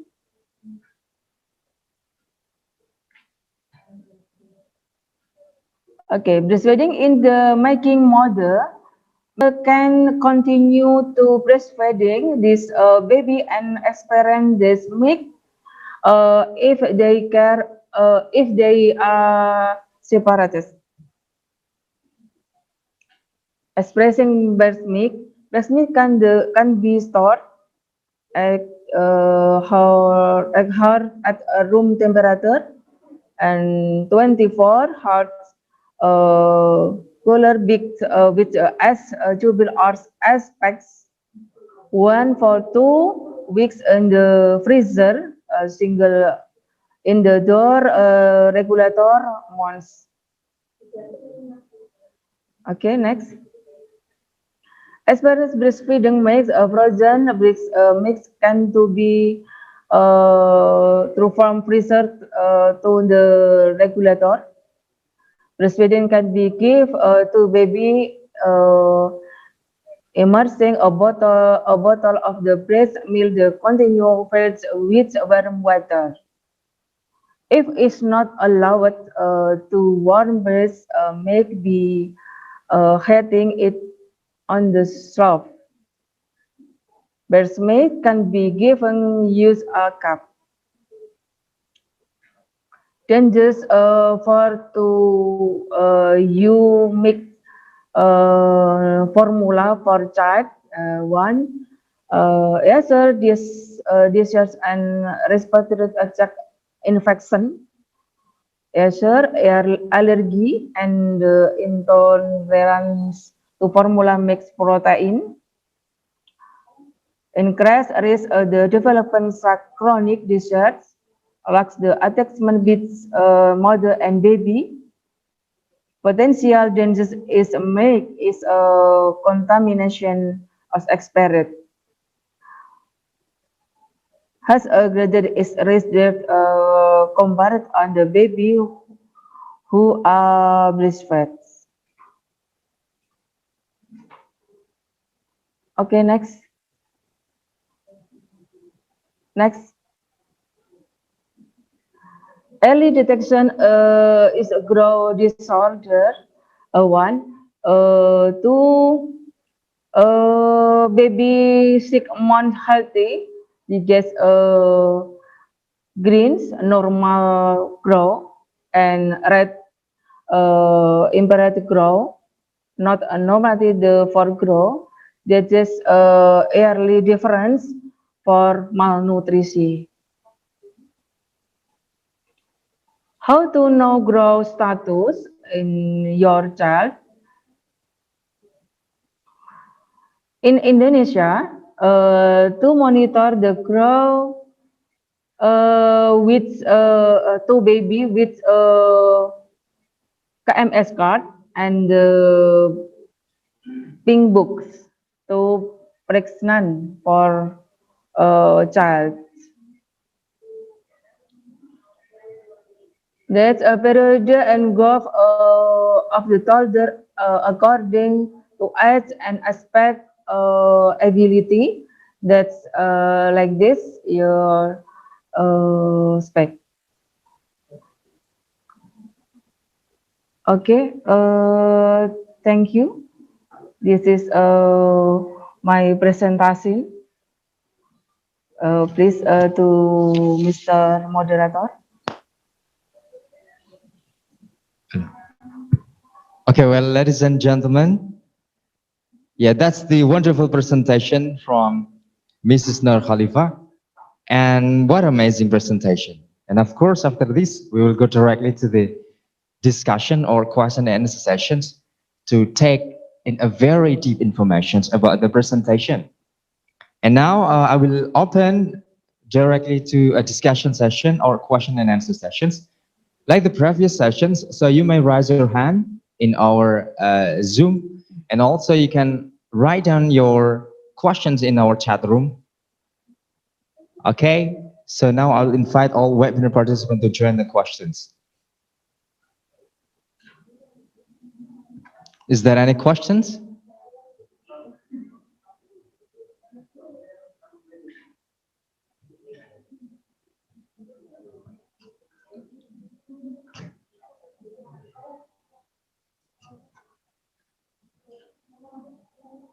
Yes?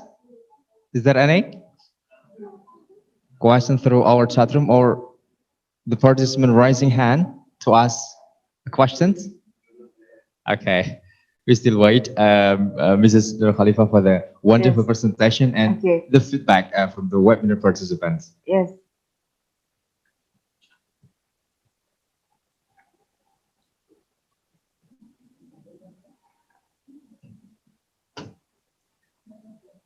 Maybe participant. Okay. So.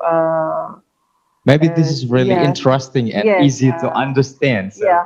Yes. they are really clear about the presentation. Yes, is there any?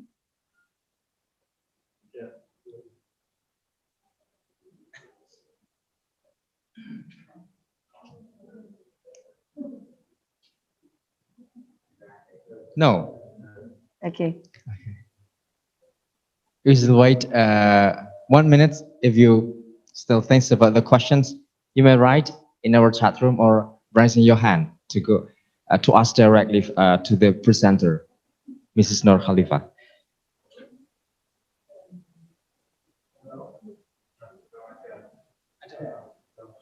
Okay. So yeah, if no more questions, I hope this is really clear presentation. Yeah, can be understand. Yeah. And finally, before maybe I close this session, Mom, so would you like to give? Is there any? Okay. Oh, seems like there is questions. Oh yeah.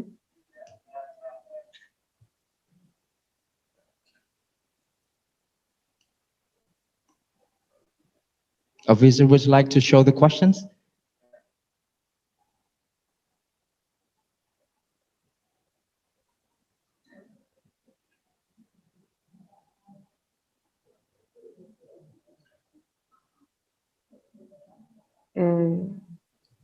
Jadi Pak Jainal. Yeah. Okay. So.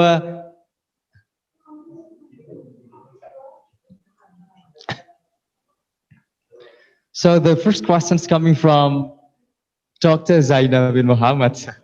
We're really pleased to have you still joining this webinar, Mom. And the question is, I know in Indonesia, what is your practice to ensure no children's left out for breastfeeding? So that's the question from Dr. Zainab Muhammad, Mrs. Nur Khalifa. Yes.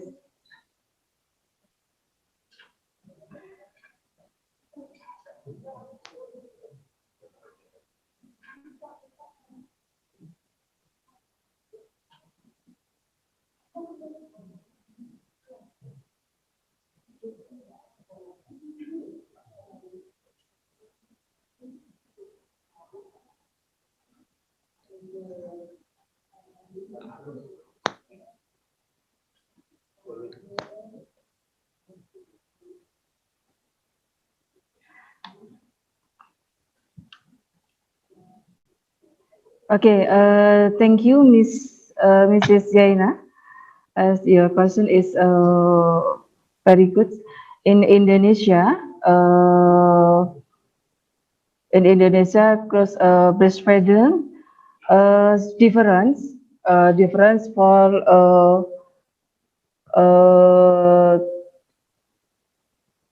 2 years in cross graduation quality and viscosity.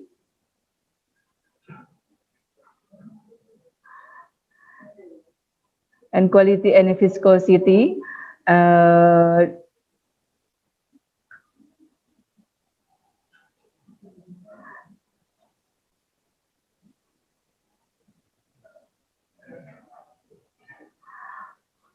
Only exclusive breastfeeding males for 6 years and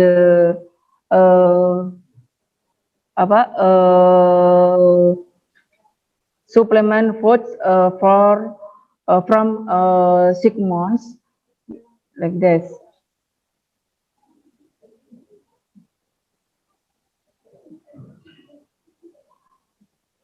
In Indonesia, control grow chart with KMS card and book pings.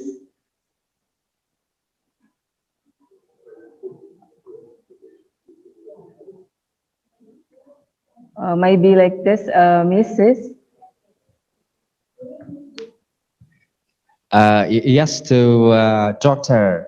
Zaina. So that's the explanation from Mrs. Nur Khalifa. Yeah, hopefully it really clear and it really answer your questions. Thank you. And we move to the another questions, if any. Is there any more questions through chat room or webinar raising hands to ask directly to the presenter? All right, now we have a second question.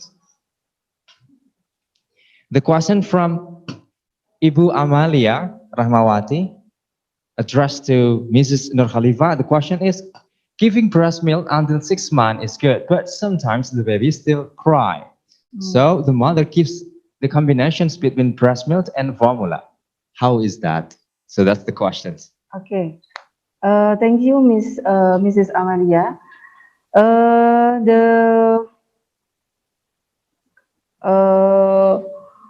You can be breastfeeding babies for 6 months, and you can be formula that's from 6 months a child. You formula you give for 6 months is not good. Yeah. Right, so that's the explanation from Mrs. Khalifa that giving formula milk is not good for under 6 months baby. Maybe like that. And hopefully it really answered the questions.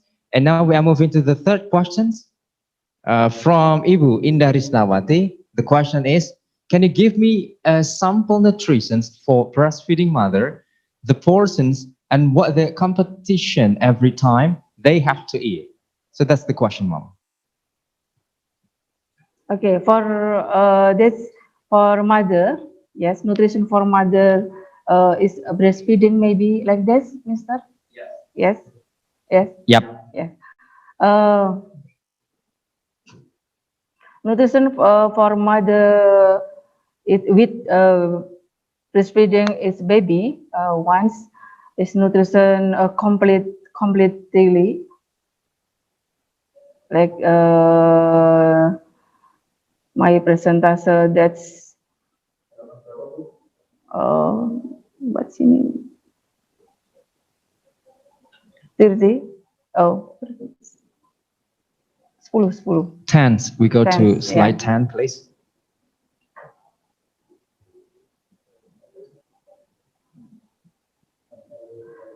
Yes. Nutrition for mother is same for breastfeeding. With nutrition with protein, high protein, no low protein, and this supplementary food from sick days is a difference. You make assistant, yes, for 6 months.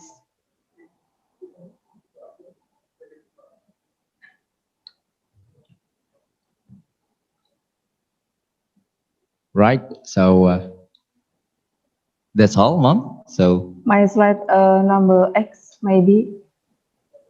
Yes.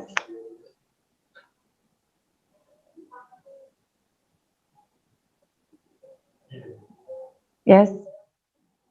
Only expressive like this is nutrition. And number 9.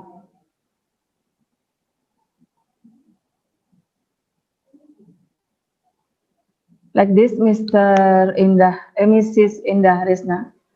Thank you, your question. okay, so that's the explanation from Mrs. Nur Khalifa. So hopefully Thank you. to Ibu Indah Risnawati, it really answer your questions. And now we are moving to the next question, Zivani. Okay, so one last questions. Okay, right. So this is one last questions before I close this session. And then the question is, the officer, please show me the question.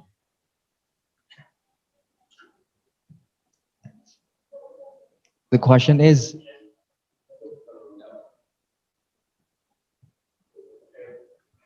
right, so the question from Ibu Nasria addressed to Mrs. Nur Khalifa.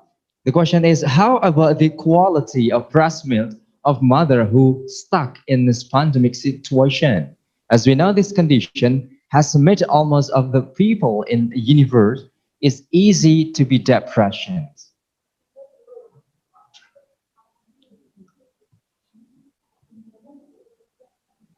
Okay, thank you, Mrs. Nasria. Okay.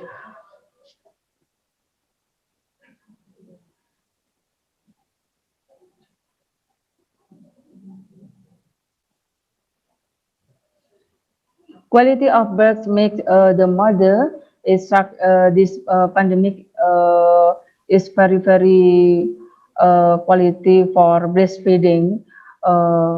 Can the mother breastfeeding for your child, and as now the condition with milk is very important, and you maybe like my slide that's number. Okay.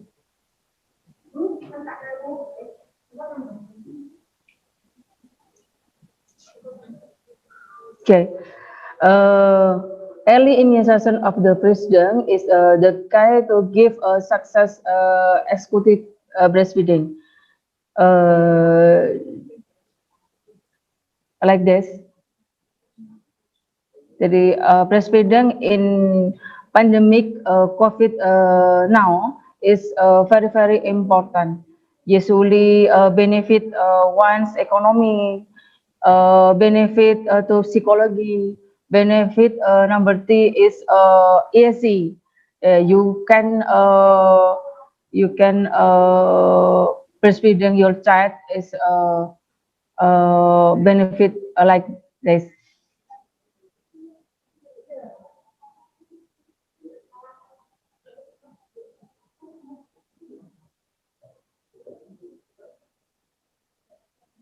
Yeah. Okay. So that's the explanation from Mrs. Khalifa.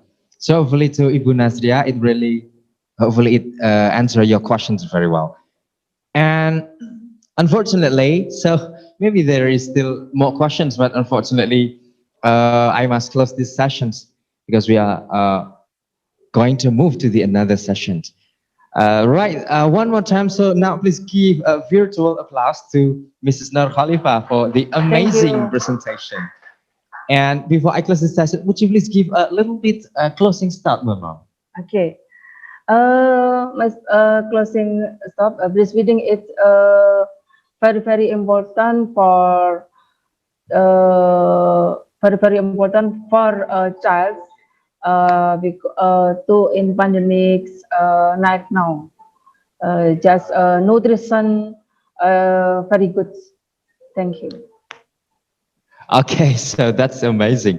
And now it is the end of a second session of the presentation. And I will see you soon in the next presentation, Mrs. Nur Khalifa, for the wonderful presentation. Goodbye and Assalamualaikum warahmatullahi wabarakatuh, Mrs. Nur Khalifa. Waalaikumsalam warahmatullahi wabarakatuh.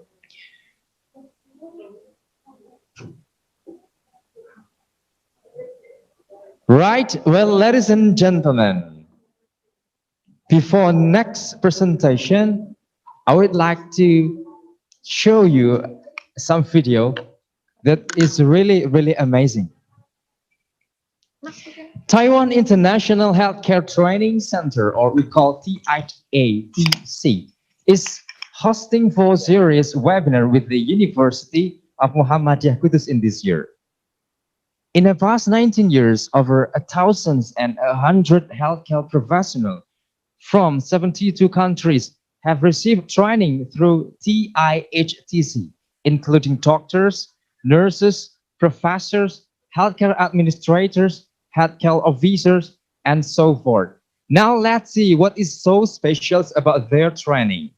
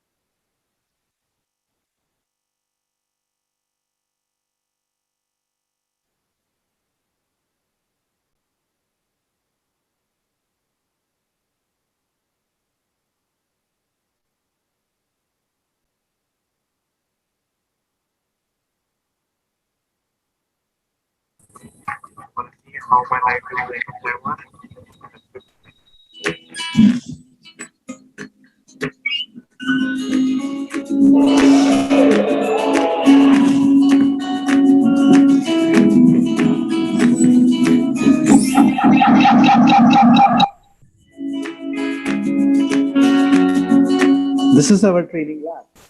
Let's go.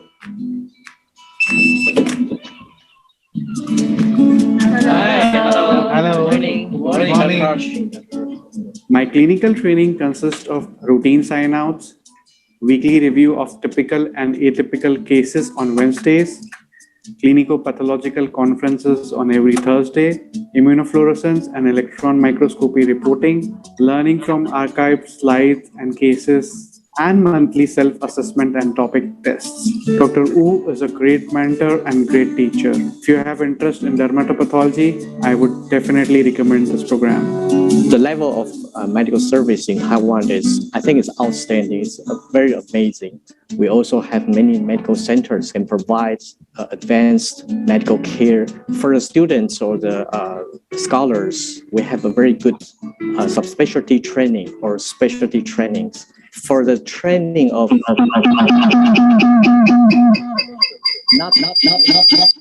do this job. There is an international committee for dermatopathology. They will accredit the training center in the world. There's only 2 sites in Asia. The site in Taipei, our program is the first accredited program for this ICDP. This is also a major site of Asian Society of Dermatopathology. And I'm the current president of ASD. You come to our programs. Hope that can help in your future career.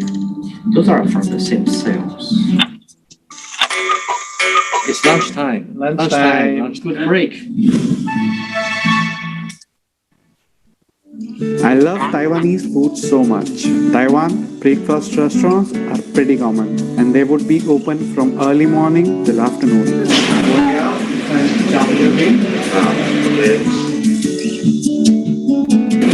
I got my joy open. Yay. TISTC is just like my family in Taiwan. We always have fun and celebrate all the special days together. We make rice dumplings during the Dragon Boat Festival.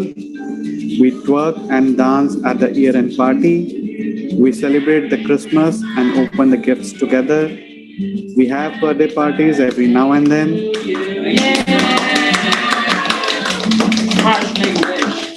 Everyone stay safe, stay happy and stay healthy. Thanks to TIHTC, I have experienced almost every aspect of the Taiwanese culture. I would really like to thank TIHTC for giving me such an indelible training experience. Not only do they have a wonderful dorm room, which makes me feel at home, but they also help me find the best hospital for my clinical training. Everything I've learned during my training would be conducive to the reinforcement of my profession. Congratulations. Thank you. For your learning in Taiwan. Thank you. Thanks a lot. I love Taiwan. I love the TIHTC. Your first choice of clinical training platform.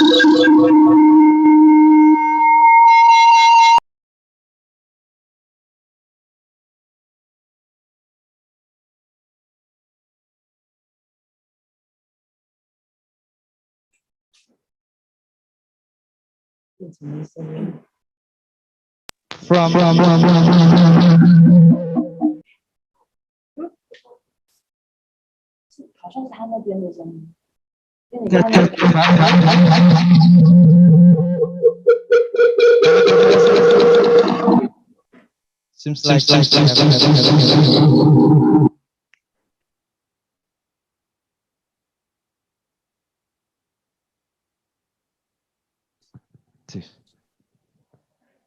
Okay, so Professor Cole, have you been connected with us? Professor, are you there?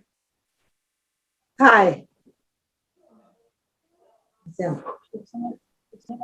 Okay.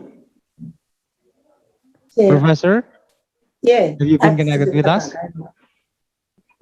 Hello?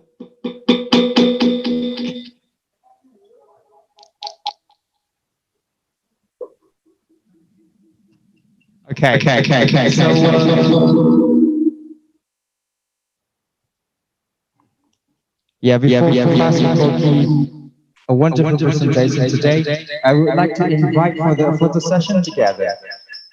And now, together with us, we have a rector and vice rector, and also a speaker and a special guest, Mrs. Lala, joining also for the photo session today. Okay, now ready for the photo session? 要准备照相环节，第一个是 formal， 老师就是没有坐着，然后就是正对着镜头。Okay. 哦，在这边。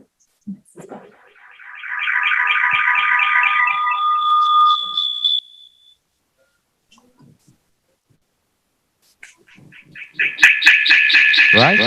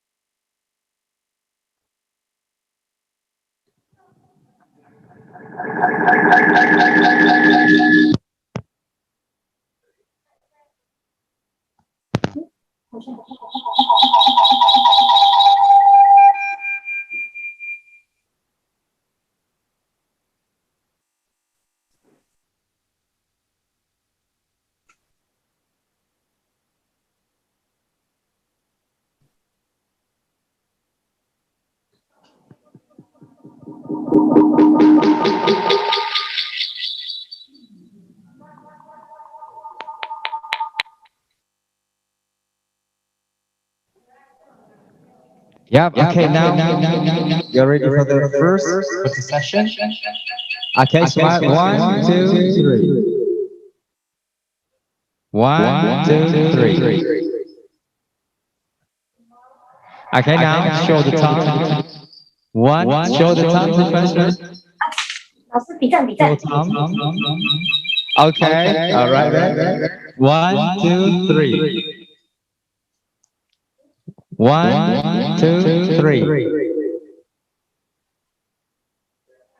Okay, now we go with the certificate. So, Professor, now maybe you can take the certificate. 放在要放在对，放在正前。对，这样子差不多，也可能要差不多是这样。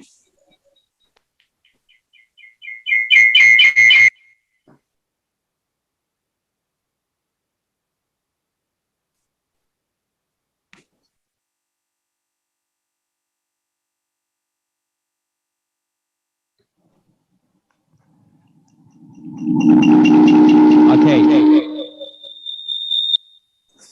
Right. 1, 2, 3. 1, 2, 3. Okay. So thank you very much.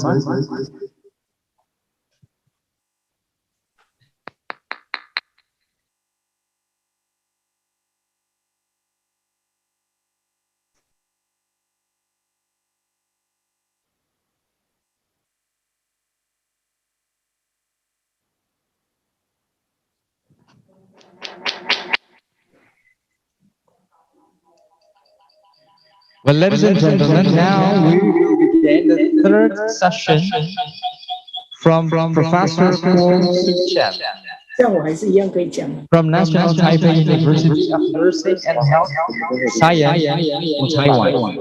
So today she will deliver the topic of the presentation is perinatal depressions, challenge and opportunity.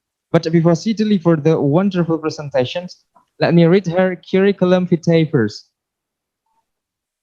Her full name is Xu Sen Ko, 365 Ming T Road, Taipei 11219 in Taiwan. So about the education, she was graduating from University of Minnesota in USA for a PhD in nursing. About the work experiences that she had done, 2009. So she completed the professor in National Taipei University of Nursing and Health Science. And then in 2013, director of nursing department, also from the National Taipei University of Nursing and Health Science. And then in 2011 to 2013, she is also the dean for the College of Nursing. And 2013 to present, she is an adjunct professor or College of Nursing in National Taipei University of Nursing and Health Science also. Right now, to save our time, so let's go directly to the presentations delivered by Professor Kuo. The floor is yours now, Mom. 老师，我现在帮你分享这个频道。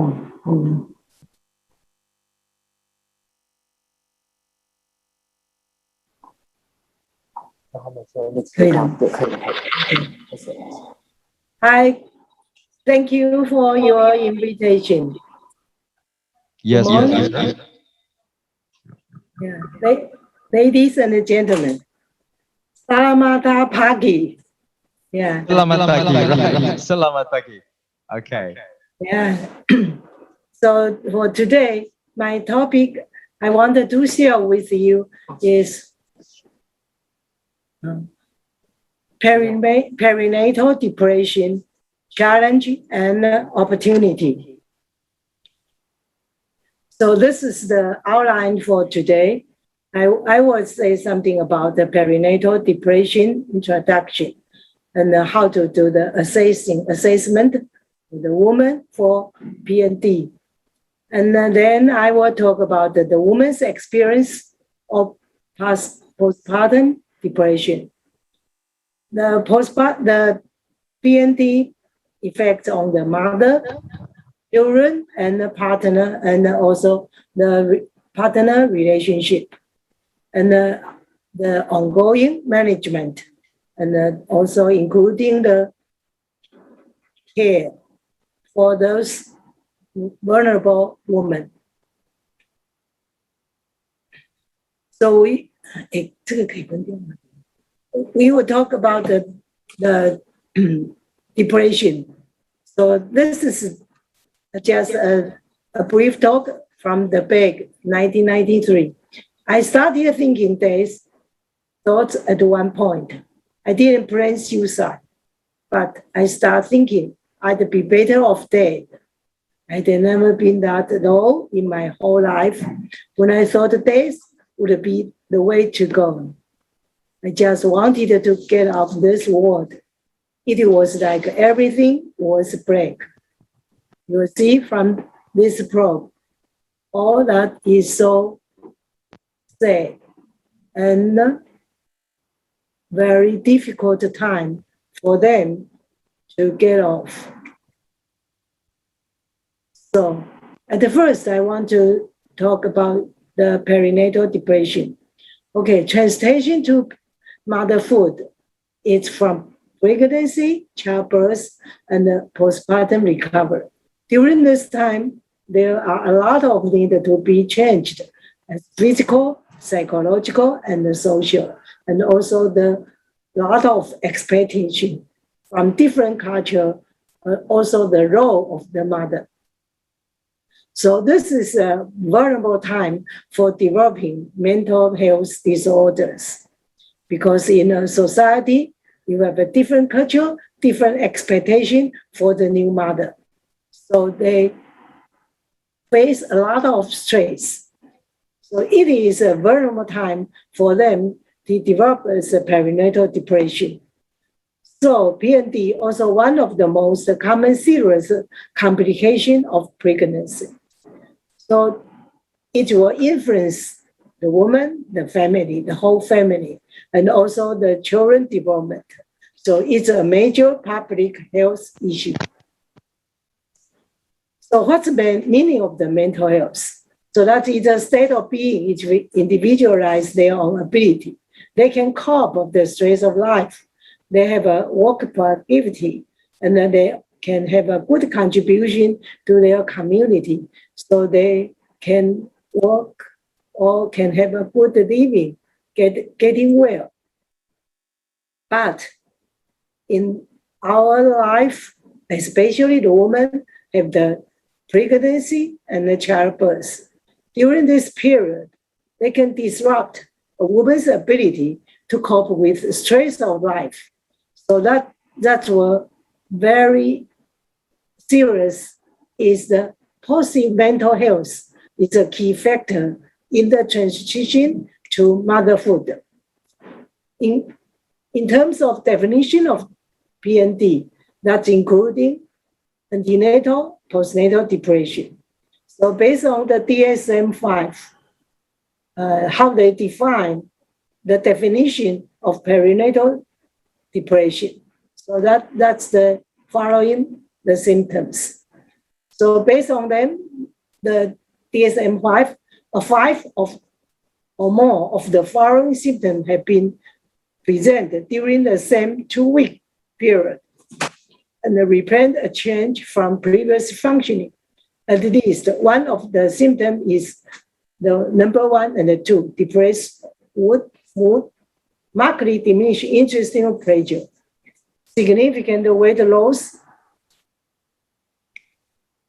insomnia or hypersomnia, psychomotor agitation, fatigue or loss of energy, feeling of worthlessness, excessive or inappropriate guilt, diminished ability to think or concentrate, or indecisiveness, recurrent thought of death. So we know the definition of PND. So how about the global prevalence of PND? I do some literature search. Recently, there are many systematic review and also meta-analysis about the PND. So for example, 2017, so this from UDI, this study, 96 study systematic review. So the result is perinatal depression is 11.9%. And also low and middle income country have a different versus high income country. So that's what different. You see, the low and the middle country is higher than high income country, including AND and the PPD. Okay, and then 2018, there's a review, system review, 291 study. Global prevalence of PPD is 70.7%. Also, and then the 2018 jury review, 58 study, PPD is 70%.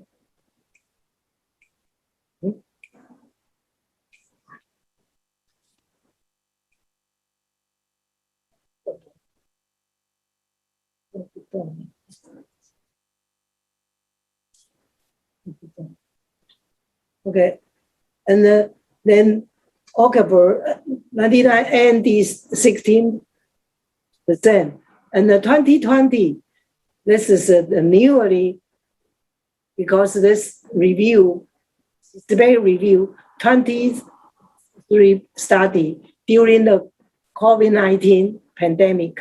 You will see the ND and the PPD all increased. So we see the COVID-19 influence the worldwide increase. The women have a depression. And the 2021, that's a review, 173. So ND 20%, and the major antenatal depression. But different in your country, the different place, like Tibet, Jakarta, Boga, the percentage is different. Okay, and also 2018, the party, they have 283 mothers. They use Edinburgh postnatal depression scale. The PPD is 18.3%. And also the 2 months and the 3 months, the different percentage. Also in the same author, like in 2019, the PPD is 19.88% in South Jakarta. Okay, the newest one is 2021. This is use data set. That's 1 in 50%, 50 pregnant women had a depression disorder. So we were from this number, you can find there are a different country have a different number of the rate of PPD, and you will see variety. So what's the reason for this difference? Because it's all related, maybe the sampling, the timing of assessment, the study design, what is a retrospective or prospective study, or they use different tool, or have a different diagnostic criteria. So that's what influence the fluctuation of the PND rate.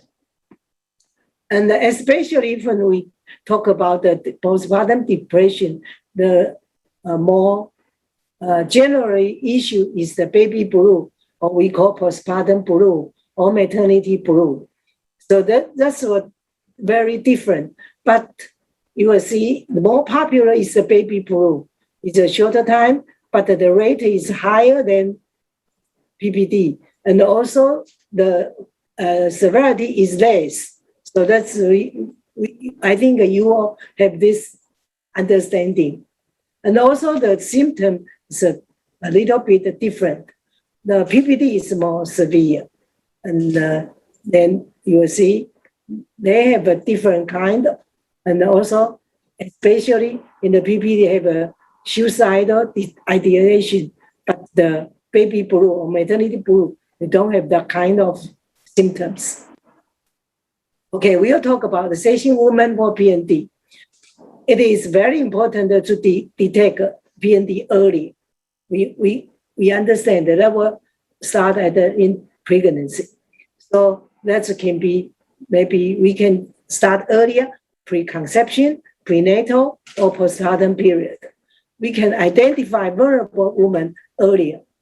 So from the ACOG, this is American College of Obstetrics and Gynecology. There's a 25, they have this kind of list I wanted to share with you. What's the risk factor for PND? This is a depression during pregnancy. So you will see a lot of related to the anxiety, stress, lack of social support, and the low income, low education, and also the single, poor relationship quality. Also mentioned about domestic violence. I think all this is we need to pay attention to. And also what's the risk factor for postpartum depression? Okay, so AND during pregnancy, AND will influence the postpartum depression. Some of the study they found that the AND is the most important predictor of the postpartum depression. So the anxiety and have a stressful life event. For example, have a family loss of very important person, for example, the father. Yeah. So the traumatic birth experience, and also have a preterm or high-risk newborn. They were admitted to the NICU, and also lack of social support. Also then have a brief history of depression. And the other is related to the breastfeeding problem. So they have a difficult for breastfeeding. Maybe that will increase the risk factor for the postpartum depression. Okay, have been deemed accepted by the ACOG, the depression screen tools. You will see from this list. Remember, this is the screen tool. And then, oh, sorry. The number of items, you will see most of the item is more than 20, but just only EPDS at the Edinburgh and also the PHQ-9 is the less than 10 question. So that's the, you can see, compare all that tools.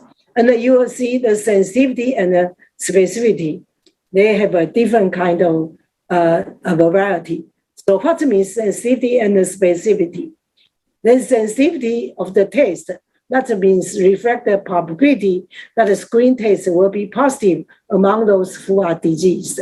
And the specificity is negative among those who do not have the disease. So when we wanted to choose a tool, so we wanted to have a high sensitivity and a high specificity. So from this, you will see there are some of us have a range, but some study have a low and some have a high. But generally, we can choose. But you can compare the name, the item, the time, and the literacy. Or easy for the woman to take. But most of the popular from the review, the study used EPDS. So why?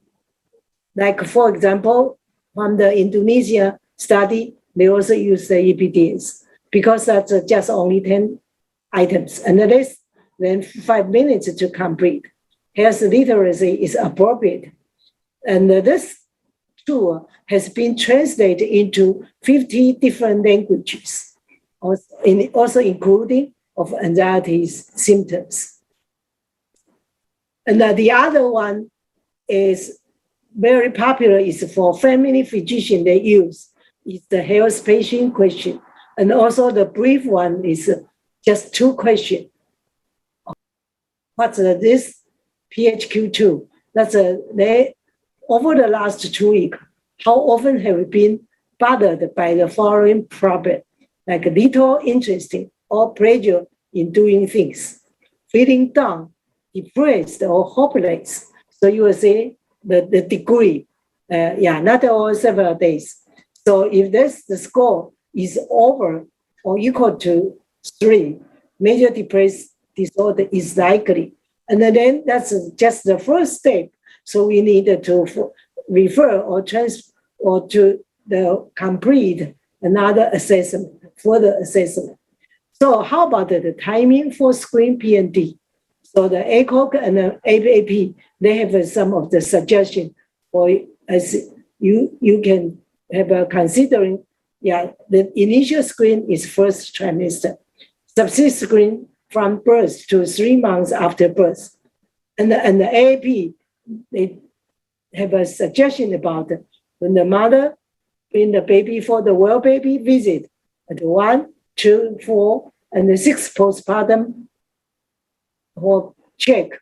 That's a time can do screen. Okay. The next part is about the woman's experience of postpartum depression.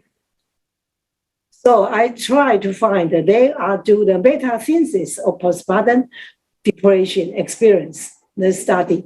So like the Beck in 2002 and the Monad 2014, they all do the meta-thesis, from different country, the study, you see, and they have a different theme. So the following, I will do some explain about this.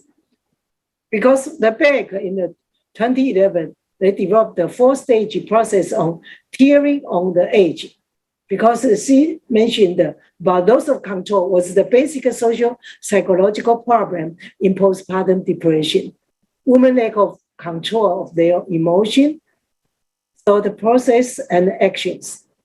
The basic social psychology process of postpartum depression is a process of tiering on the age, which refers to walking on the fine line between sanity and insanity.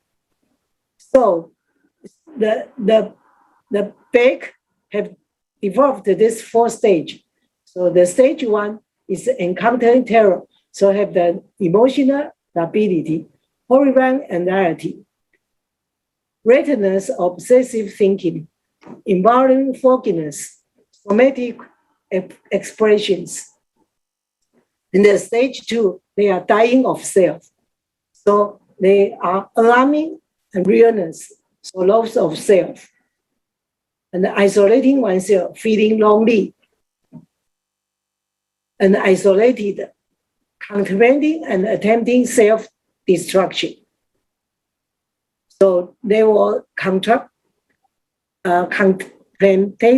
ending their lives or infanticidal. So struggling to survive, that's a stage 3. So bettering self and the system. Women not only had to battle to the health system, but also themselves. Praying for relief. Use prayer as one of their strategies to recover from the PPD. Seeking multiple sources of support. Maybe they will attend support groups, and try to seek help from family, friends, and healthcare professionals.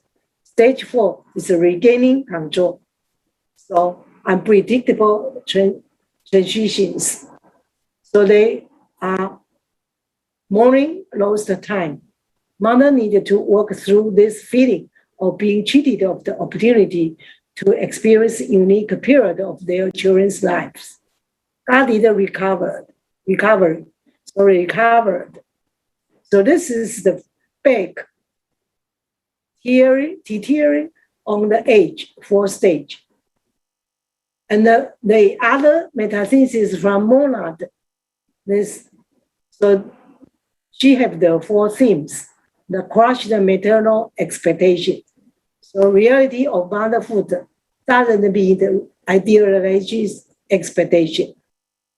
So for example, the mother say, I never thought that being a mother was going to be like this. It caught me by surprise. And I think it's the extraction that was a big problem. When you got a beautiful baby, you got a beautiful home, why would you be sad? And then the next thing is going into hiding. Shame and doubt cause women to hide the true self. Needs to protect the image of being a good mother. So this is a kind of burden for the woman because she said she must be as a good mother. Loss of sense of self. Yeah, loss of sense of who she is. Feeling of unreality, feeling in a daze. And also intense feeling of vulnerability, anxiety, and dependency, need for taking care, caretaking.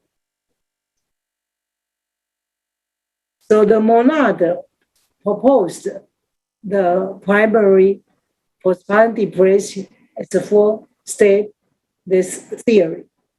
And this is cross-maternal expectation, going into hiding, loss of sense of self, and sense of vulnerability. Okay. So next, we will move down P&D act on the mother, offspring, and the partner. So during the pregnancy, the depression was associated with delayed fetal development, higher incidence of prematurity and low birth weight, includes prenatal and prenatal complication, poor maternal sleep, PPD, less exclusive breastfeeding. Also, infants associated with paternal depression, newborn a low APA score, infant sleep problem, perception of difficult infant temperament, high body mass index of the child, a twofold increase in childhood mental disorders. PPD can have negative effect on maternal-infant bonding and interaction, adaptation to the mothering role, confidence in providing infant care, maternal quality of life, increased suicide risk. Also have a negative effect on children development delays, lower level of activity, fewer facial experience, lower level of attentiveness. It also influences the partner. So there is a study, they find paternal prevents PPD rate around 8%. So the mother has a prenatal depressive symptom of PPD, or infant's partner will be at increased risk for PPD. And also the paternal PPD shared some similarity with the maternal PPD, but is distinct. And also, if PPD also affects on the partner relationship. So one of postpartum developed PPD, partner felt unprepared for the possibility of PPD. Both partners will feel inadequately supported and feel have a suffering during this period. So the ongoing management of P&D. From now on, many literature shows indicate barrier underpointing and untreatment of P&D, because in many society or many culture, they have a mental illness stigma that will influence the woman to seek help, and they were hiding. And also the cultural factor, because most of the culture look at the mental illness or the disorder as a shame. So they don't want to talk about. And also the pregnant or the breastfeeding mother, they will fear the side effect of antidepressant drugs. So that will influence their treatment. And also limited access to mental health care. And the limited resource and the mental health training among perinatal care providers. Lack of knowledge, lack of the skill to care of this mental health woman. And also low level of coordination between perinatal and the mental health professionals, because this care of this kind of mental disorder or illness, we need to have a team or multidiscipline, not just nurse or midwife. We need psychologist or psychiatrist or the social worker work together. So this is very important for this, have a good cooperation. Okay, so the risk of untreated depression during pregnancy. So the neonatal risk, obstetrical risk, have a lot of complications, especially preterm or the low birth weight, irritable baby, or lack of adequate prenatal care. I think you are now would adequate prenatal care is very important for the healthy infant and the healthy mother, healthy family. 还有20分钟。A risk of and then have a high, that's what influence use alcohol or drug abuse, and also the subsequent postpartum depression. Subsequent recurrent episodes of depression, and also the suicide. So next we will go move on ongoing management of PND. So it's needed interdisciplinary team approach I just mentioned, and the holistic care, not just physical, psychological, and social. And then because that will influence partner and also the children development, so that need the family centered and have a good plan for this treatment. Three major themes in the treatment of PND that were psychopharmacology, psychotherapy, psychosocial care. So the psychopharmacology, the important issue is to consider is whether the woman is breastfeeding, because some of the women, they were concerned about the drug or the medication will influence the baby or influence the milk. So this is needed make an informed choice, the risk and the benefits, length of time until the drug become effective, side effects of the treatment. But most of the drugs now, it's don't not have a big issue in breastfeeding, because the mother needed to talk with the doctor and they say what's her breastfeeding plan. And I think the physician will pay attention to this, the effect of the drug. And the other issue is the psychotherapy. So the psychotherapy is supporting the woman through the crisis, helping her deal with any underlying issue that might affect her recovery. Therapeutic session should be frequently early in the illness. So the psychotherapy will influence, including interpersonal therapy and also the cognitive behavioral therapy. In terms of the interpersonal therapy, IPT, the goal is to improve the quality of patients' interpersonal relationship and the social functioning. The strategy is to develop social support network, improve interpersonal communication, resolve conflicts, and the management of the transition to motherhood. The cognitive behavioral therapy The cognitive therapy is teach women to identify and challenge distorted thinking. The behavioral therapy is teach women ways to modify unwanted behavior.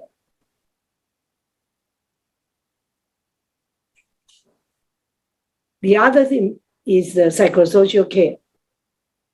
So the overriding goal is to get the woman into a mentally healthy place to live and provide support to her and her family. So especially the nurse and the midwife is a key woman, key person in this psychosocial care. The role of nurse and midwife can be as a promoter, help them to be a positive mental health life, have a supporter to the woman can have a good transition to motherhood, can be as a case finder, participant attend to the screen during the antenatal period or postpartum period, and can detect earlier the vulnerable woman, so can be as a good case finder. And she can be as a good helper to help them to find the resource to do a good refer or do the follow-up, reduce the stress. And that can be as a good educator, includes the woman, the partner, the family, understanding the illness, the knowledge, increase, empower them to understand what it is, how can they deal with that. So it's very important for as a nurse and midwife, because they are the front in a front line to contact with the woman in a many different point of time, have many chances to play these key roles. So for example, the patient education, because if the woman and the family lack of understanding of PPD will limit a mother's ability to recognize the symptom and seek treatment. So education can provide the mother with essential knowledge, as well as open a dialogue about the stigma. So it's so important for the education. And so it's vital throughout the care continuum, from antepartum through childbirth, postpartum. So there are many chances for nurse or midwife to provide the education. For example, prenatal visit, childbirth class, facility tour before them admission for birth. So they can offer this anticipatory guidance by informing mother and their partners about the PPD risk factors, symptom, and the treatment option. So it's not a shame, it's not alone. They can get help if they understand it more, get more knowledge. So then, and the teaching should include the hormone changes. And they use the brochure or website can provide further education. And after they discharge from the hospital or health center, can have a home call for reinforcement. And also the well baby visit, home visit, that can have education support. So what means hormone changes? Why we need teaching about this? You will see from this figure, this is especially, I wanted to share with you, especially the estradiol and the progesterone, that's a E2. The blue one, you will see this is the pregnancy period. This is the gestational week. This is the delivery postpartum. Okay, you will see increase a lot. And then after birth, drop, significantly dropped. And also the progesterone, you will see they will increase. So how about this? How are they different from pregnancy to postpartum? You will see during the pregnancy, E2 increased 50-fold by third trimester. Progesterone has increased 10-fold. And after birth, the E2 reached early follicular 1 to 3 days. That means the slope is so significant. And the progesterone follicular level that also the same, from 10-fold, and go to the general level during after birth 3 to 7 days. So you will see this fluctuation of the hormone change that will influence the emotional stability of the woman. So I think that will have a physically specific factor influence, like the maternity blue, irritability, and the easy crying. That will influence. I think the hormone level is a big issue. Also, the psychosocial care, the second one is assessment and the screen. So we need to have collecting objective, subjective data, not documented risk factor and the history, and also the barrier factor, also the recognize who will be the vulnerability, and also maybe the timing intervention or referral. And if we use objective assessment, use a reliable tool. Okay, so we mentioned that maybe EPDS can be tool used. And then the subjective data assessment, we need to pay attention to actively listening. Pay attention to and observe the nonverbal behavior, their mood, their gesture, their face expression, and also the mother-infant bonding. Also, what kind of referral?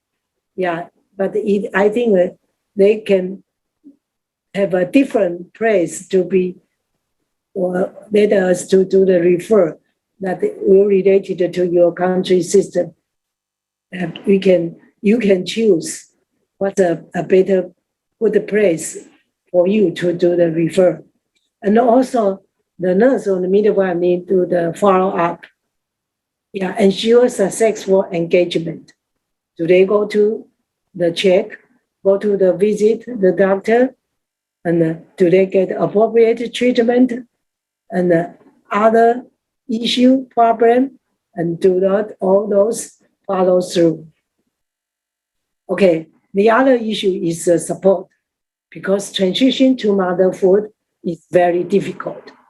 So they need encouraging, express their fears and concerns. They need helping, play daily activity and self-care, including have a good diet, nutrition, sleep, and exercise. Assessing support network. Do they have a good support system? Encourage, maintain friendship and other social connections. They need to find helping, find ways to take time for themselves. Yeah, in terms the significant others, the partner, fathers, because there are some study shows fathers feeling, they all feel lost. They are fearful for the woman. They cannot get help, so they feel alone.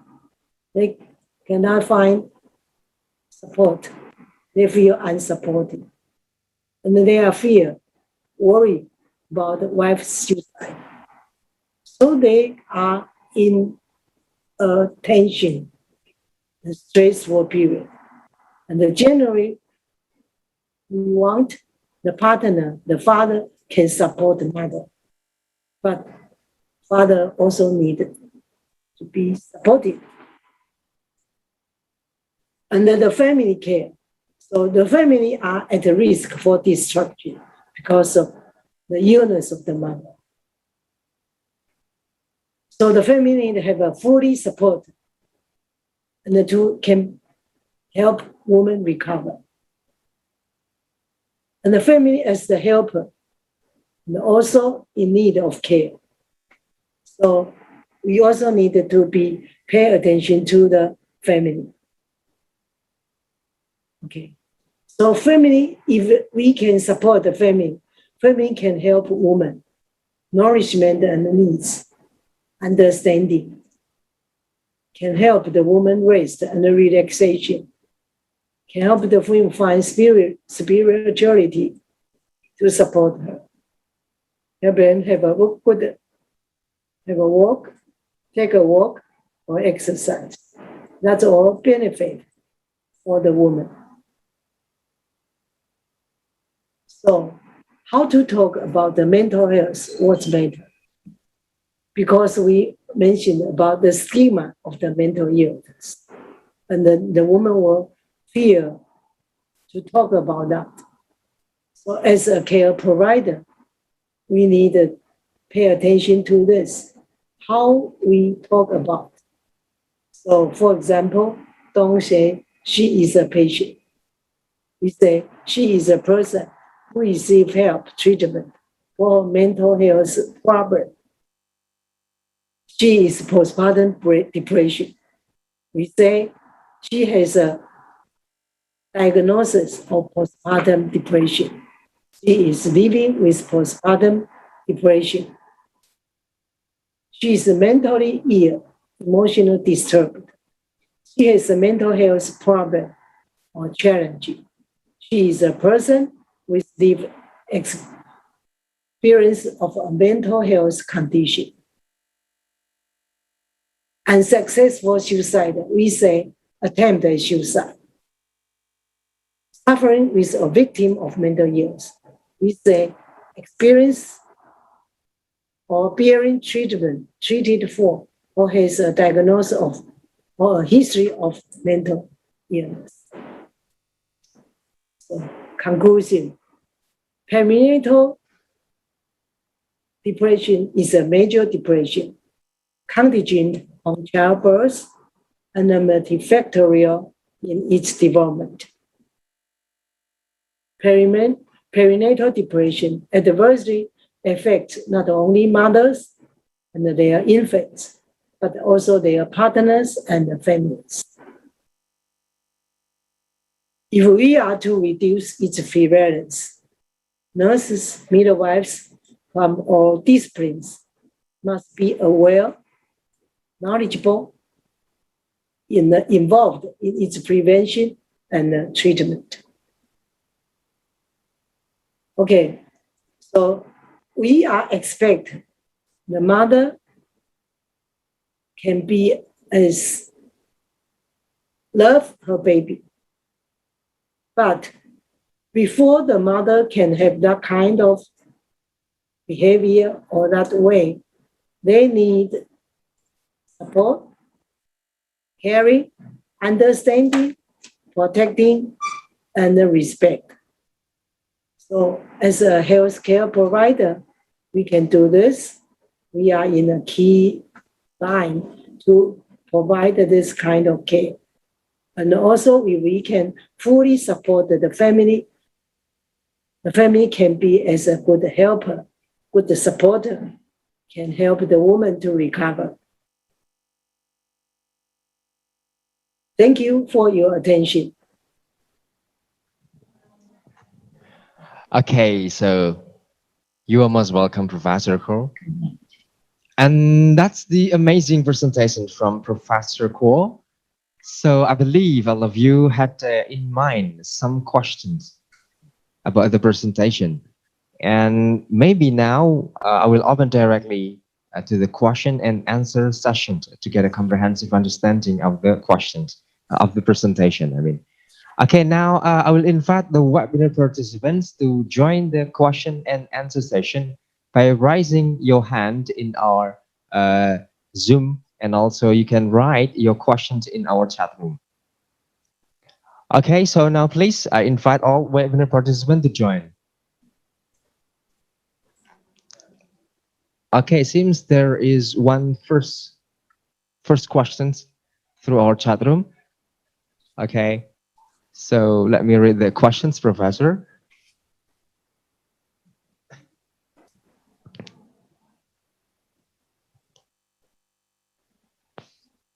Okay, so shows the question, please. Right. Okay, the first question's coming from Mrs. Mary Rizki. The question is, being a new mother is hard, especially during a pandemic situation. There is a case of a new mother and she was positive of COVID-19 and she must self-isolate. As a midwife, how to treatment for the patients so they are not depressed during a postpartum, also having isolation? Thank you, Professor. So that's the question, Professor. Okay, that's a good question. Excellent. And because during this pandemic, SARS-CoV-2, yeah, I think it's getting popular. For example, in Taiwan, we also have a few pregnancy cases, but not many. But during the, it depends on that this is a postpartum period, and then she is a positive cases. I think we can use the phone call for the support, or use the cell phone. We call the line, the APP can offer this kind of like information, the support, and also the education. And for example, we wanted to support about the breastfeeding program, because during this time they are isolated in their house. They can, maybe if they don't care, they can show the picture through the line or through the APP, and to have a good communication between to see for us to good assessment about the problem. I think that's what deal with that. And also we can use the phone call that can be as a hotline, and that can encourage the woman to express their feeling, their worry, and what's their difficult issue, problem. I think that's a good way for them to release their tension. Okay, so that's right. That's the wonderful explanation from Professor Kuo. Hopefully to Mrs. Mary Rizki, it really answers your questions. Thank you. And now we are moving to the second questions. Is there any more questions?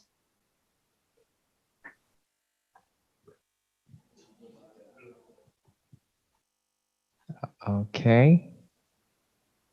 So the dear webinar participant, you can both ask to Professor Kuo by raising your hand and also writing your questions in our chat room.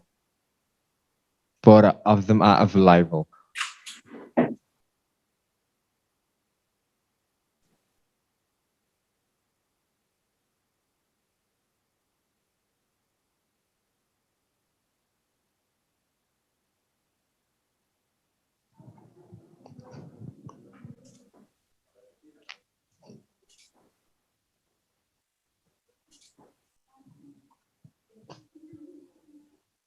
All right, then we still wait for the questions, if any.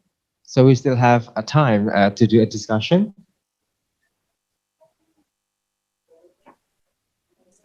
So now we have a really expert Professor Cole for breastfeeding and also baby health. So I think this is a good chance for the webinar participant to ask in depth about the presentations presented by Professor Cole.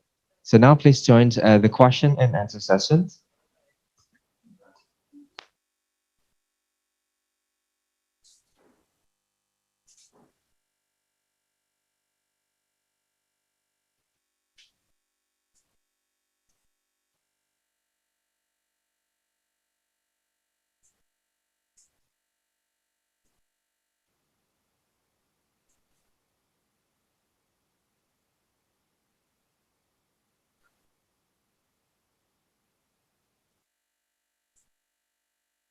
And Professor Guo, seems like now we don't have any questions, but I need to know about in Taiwan itself. So how about the breastfeeding promotions, if you can tell more about this? So you mean how we promoted the breastfeeding? Right, yes.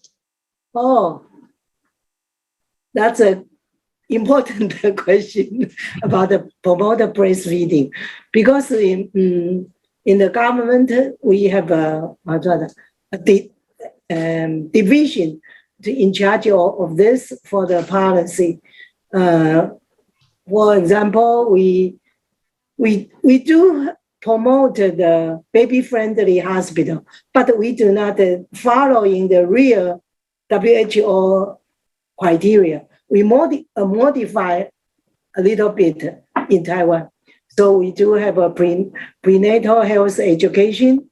That's the following the BFHI, and also promoting the hospital.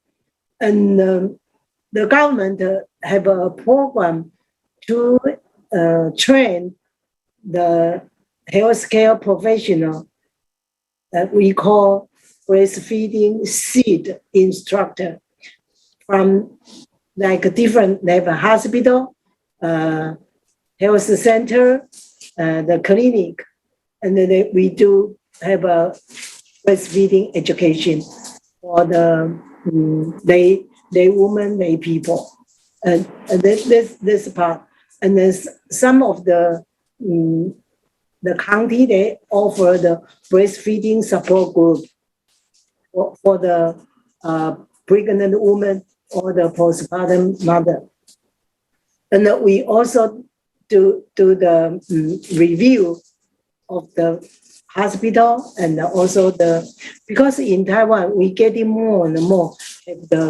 doing the months. That's a cultural issue, especially in Taiwan. It's getting popular, and most of the women they will stay in that center almost 1 month, because in our culture we have doing the months whole 1 month.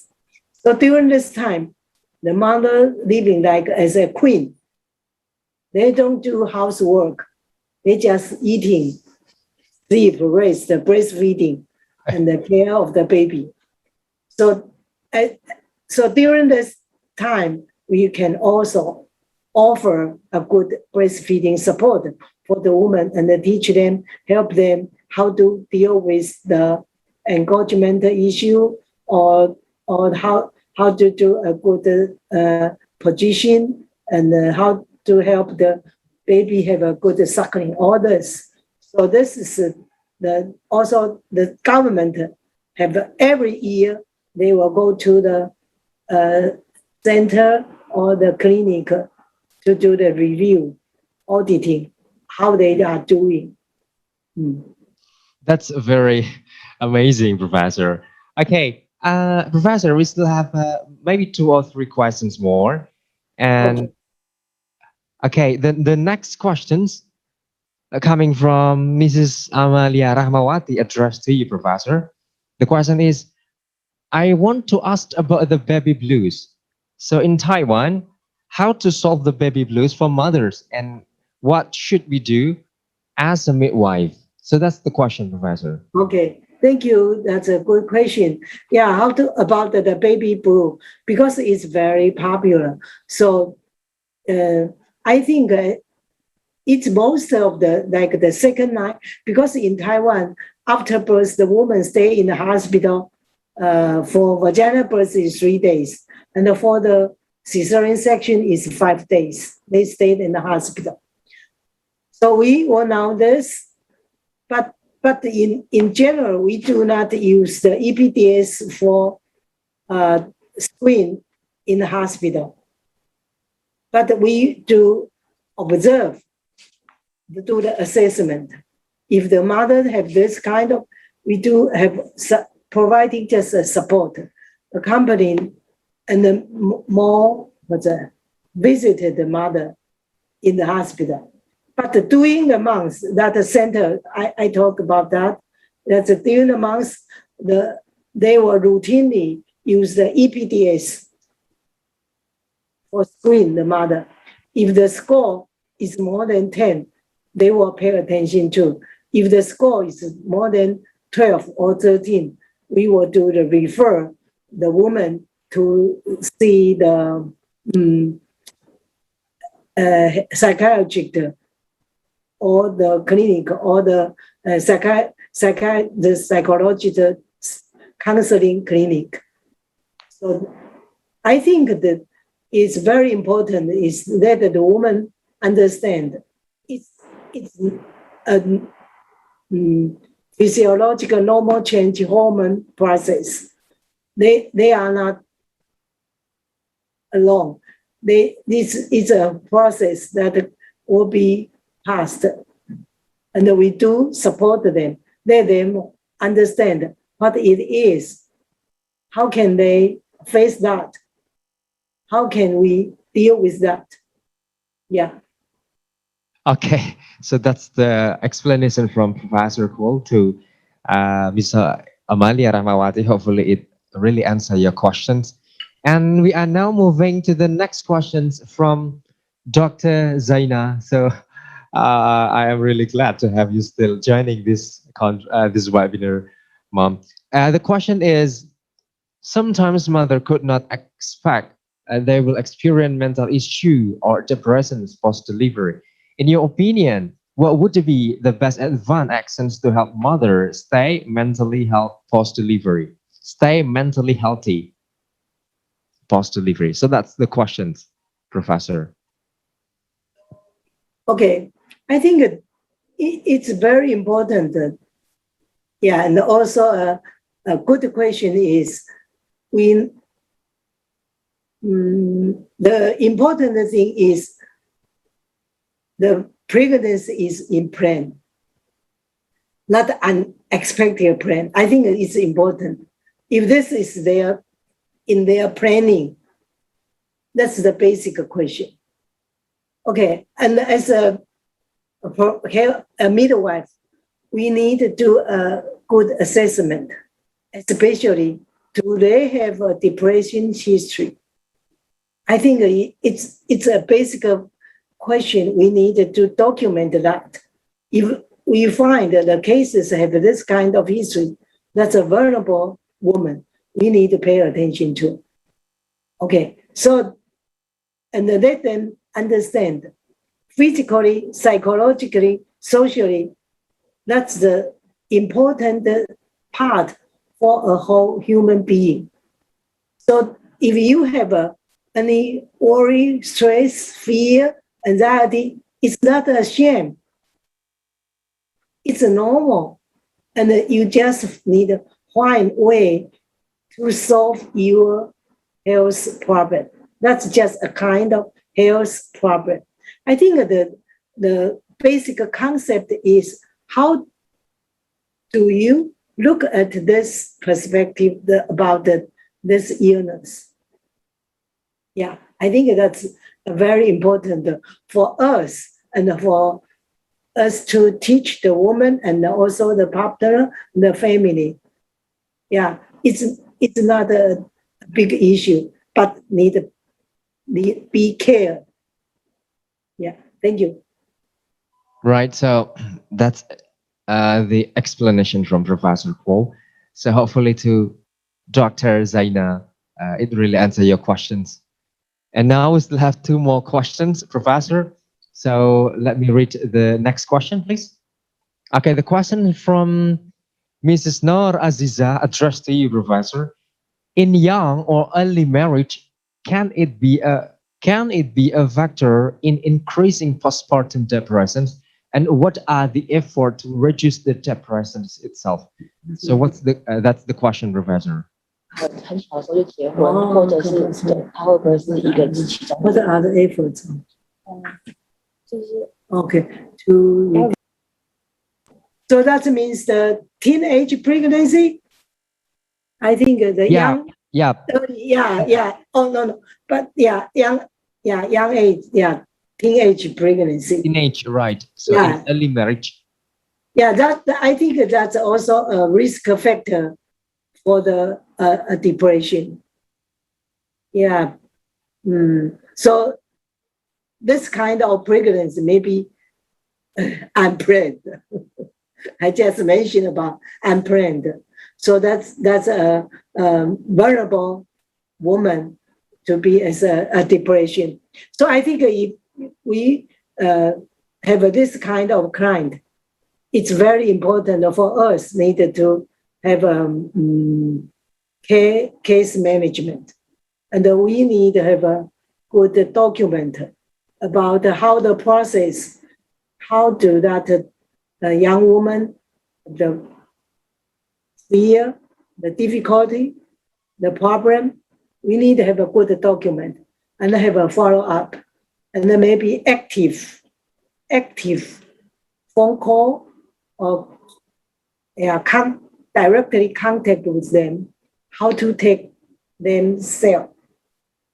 Because we also worry about the teenage have the complication of low birth weight or preterm baby. So that's what have another big issue that will increase the chance for the postpartum depression.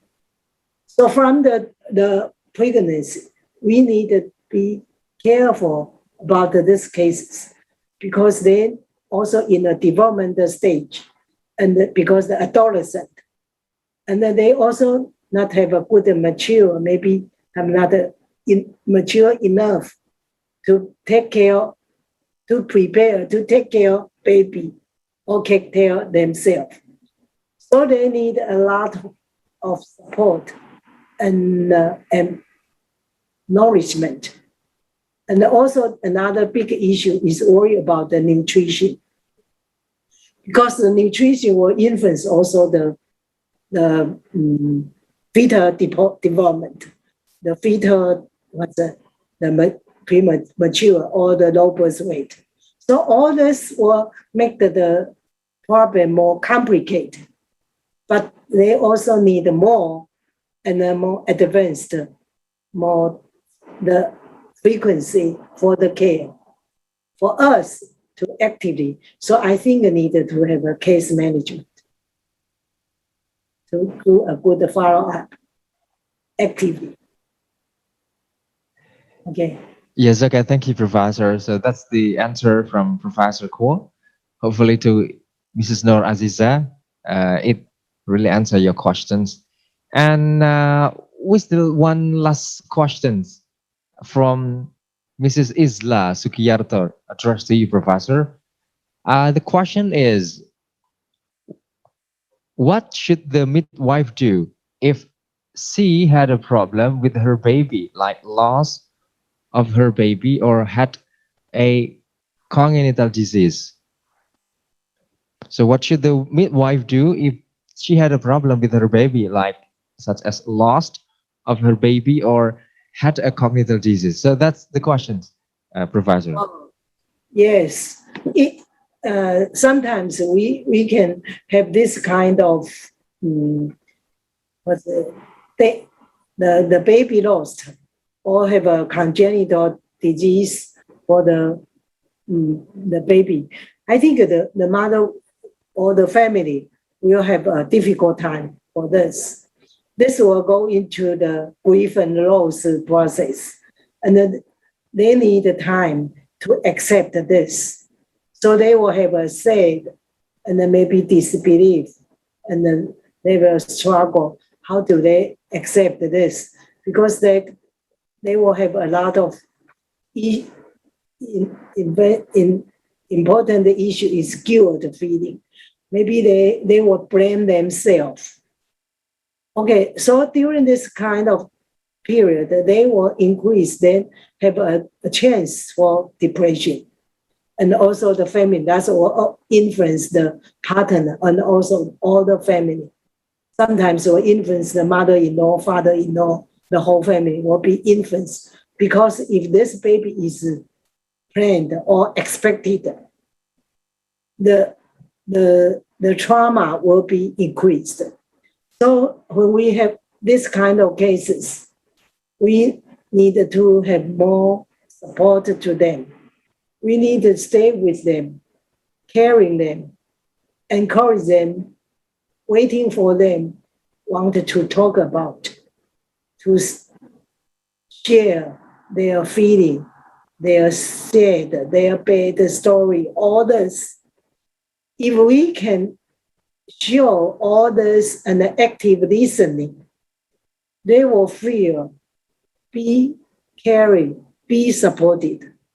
That it's very helpful for them because they needed to find a person to open their mouths, to talk about. That will release their tension, release their guilt feeling. And also we just more careful listening, not talk too much. Let them feel we are caring. We wanted to stay with them. We wanted to be with them. So they can have a good catharsis for this stress feeling, and release their anxiety, their guilt feeling. I think that's important. And also this kind, after they discharge, they need to have a phone call. Also, they could have a home visiting to do the further assessment. Do they take care of themselves or they just isolate? I think it's very important for the mental health problem. Yeah, thank you for the answer. Right, so that's the wonderful answer from Professor Kuo.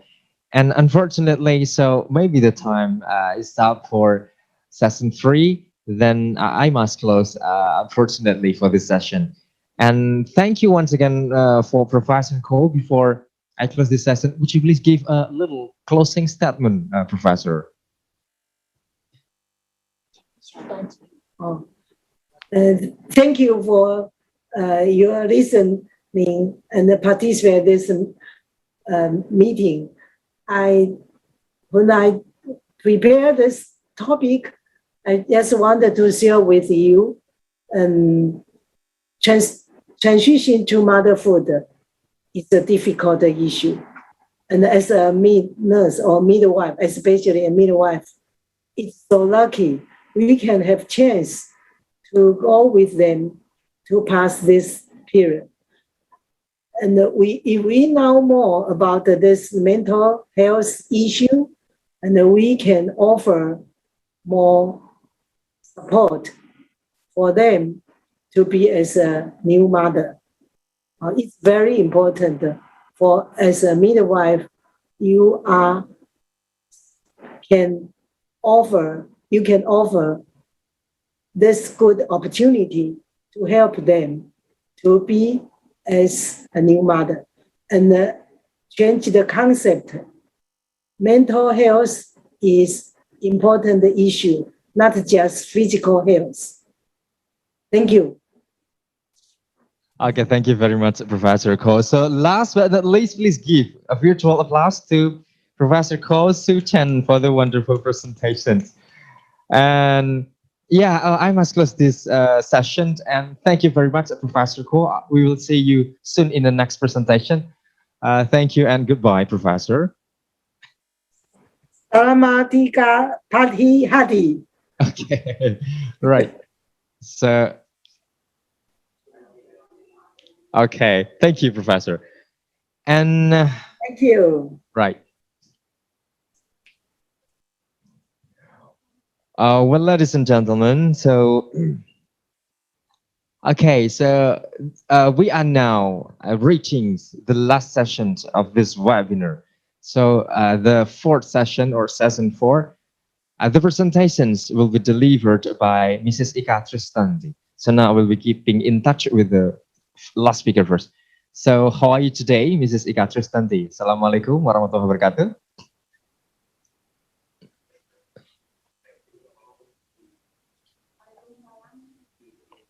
Okay. Cek. Coba. Waalaikumsalam. Mrs. Ika Tristanti now is connecting with us. Dikit, cek.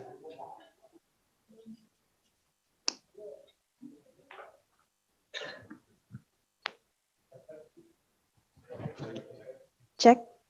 Okay. Okay. Right. So how are you today, Mom?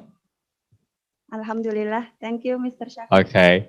Right. So in the last presentation delivered by Mrs. Ika Tristanti, she is talking about exclusive breastfeeding today. And before she delivered the wonderful presentations, allow me to read her curriculum vitae first. Her full name is Ika Tristanti. She was born in Kudus, 4th of January 1983. Now she was married and she got two children. About her educational background, she completed the Diploma 3 program of midwifery in Poltekkes Kemenkes Semarang and continued for the Diploma 4 in Stikes Ngodiwaluyo and also continued for the master degree in UNS.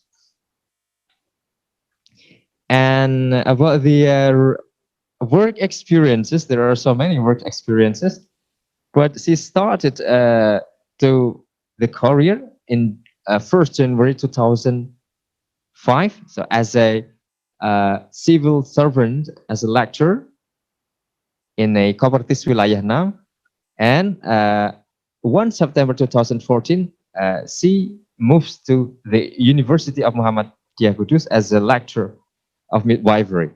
And about the publications she had done, there are so many publications and seminar that she had attended that I can mention one by one, but she is now doing some research and published the article entitled Studi Kualitatif Faktor Penyebab Rendahnya Cakupan ASI Eksklusif di Kudus, Jawa Tengah, Indonesia. All right, now to save our time, so let's go directly for the presentations delivered by Mrs. Ika Tristanti. The floor is yours now, ma'am. Thank you, Mr. Syafiq. Assalamualaikum warahmatullahi wabarakatuh. Good afternoon for all speakers, Prof. Sujen, Dr. Zainah binti Muhammad, and Mrs. Nur Khalifah.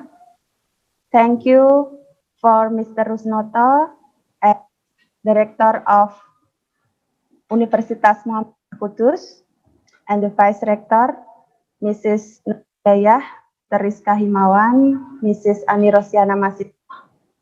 Thank you, Mrs. Indana, as the Dean of Faculty of Health, Universitas Muhammadiyah Kudus. Thank you, Mrs. Indah Risnawati, Mrs. Fania, as the Head Program of Midwifery in the Universitas Muhammadiyah Kudus, and all of the participants. I hope you all healthy and happy. Thank you for this occasion. In this afternoon, I want to present my paper. The topic is exclusive breastfeeding among working mothers. Yes, please the slide.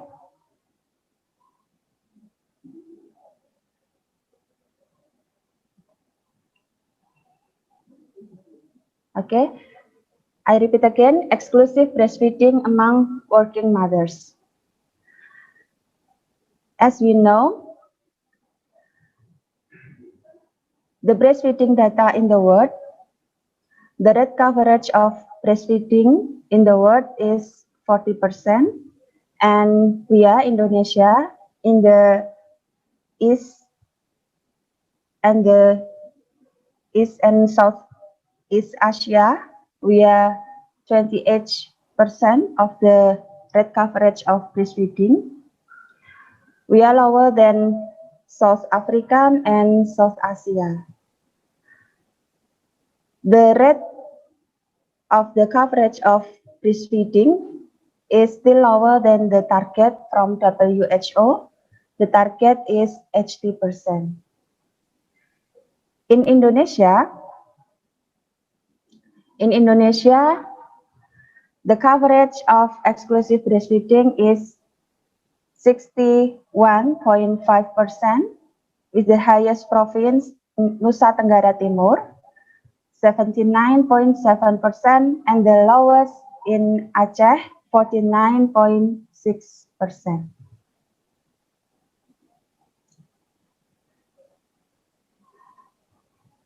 Many problems that cause the lower of the target of the coverage of the breastfeeding. The worst problem is maybe slide before, no? Yes. The problem is early prelacteal feeding. Prelacteal feeding practice and as administration of food or drink the speed of breast milk without indication to newborn during the first 3 days without any medical indication. The most common prelacteal foods in Indonesia are formula HT2.6%, water 11.9%, and honey 11.7%. Several reasons for administered prelacteal feeding are breast milk has not come out, breast milk is not enough, the advice from parents or family, breast milk does not exist, the other. Prelacteal feeding increases the risk of diarrhea, impacts growth of bowel function, and leads to early allergies. Also can interrupt the breastfeeding process further because the baby will have difficulty to suck milk. Baby is also full soon, rarely suckle, and milk production is reduced. So the mother loses self-confidence and begins breastfeeding. The second problem is lack of family support. Family support has been found to be associated with the practice of exclusive breastfeeding.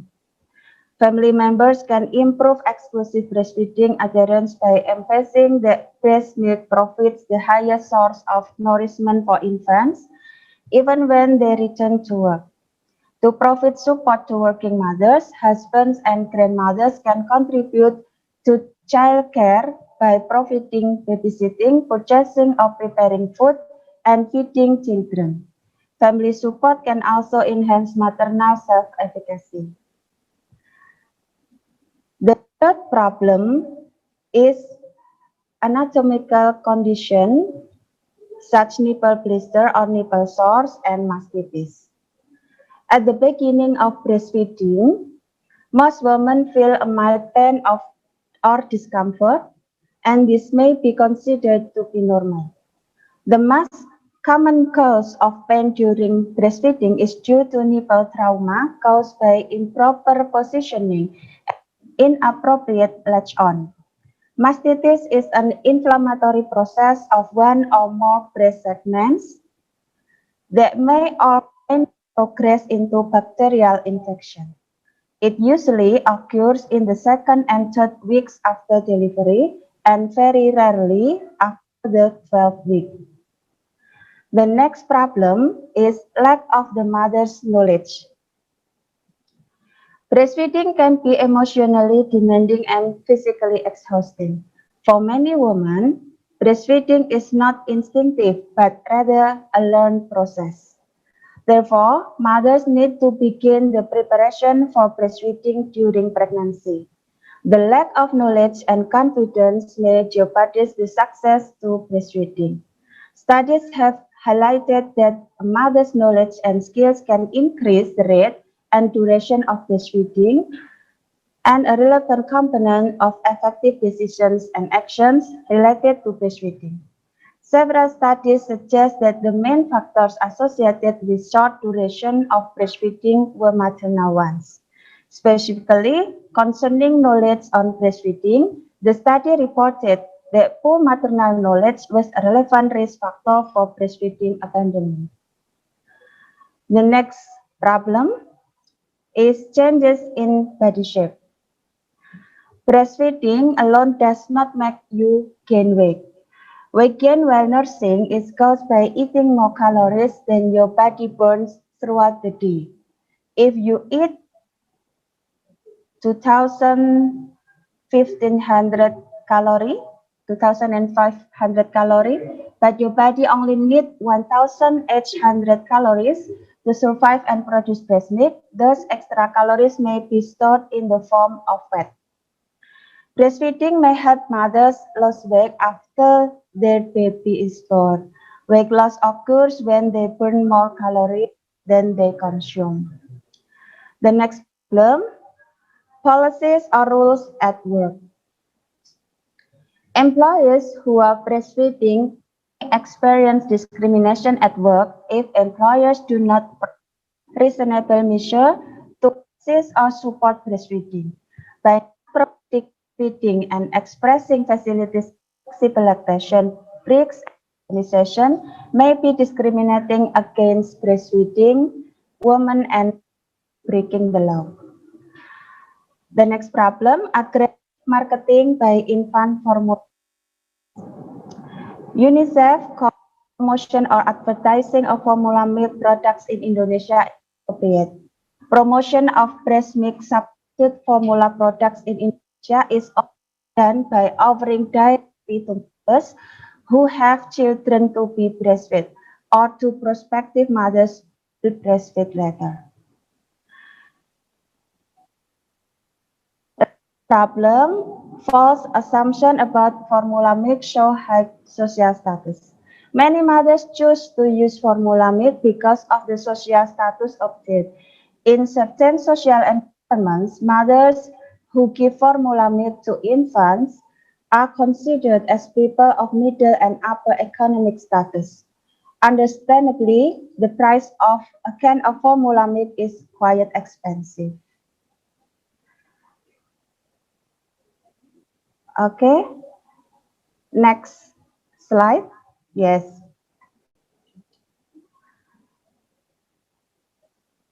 Return to work affects the decline of breastfeeding in Indonesia.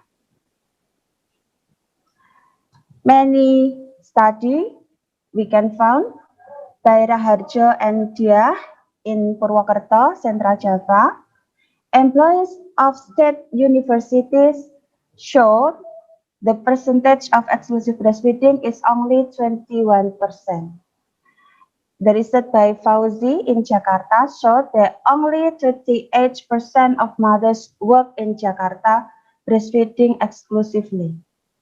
Research by Afriana showed that in Jakarta government agencies, working mothers who can breastfeed exclusively only 28%. And the research by Rezeki show that working mothers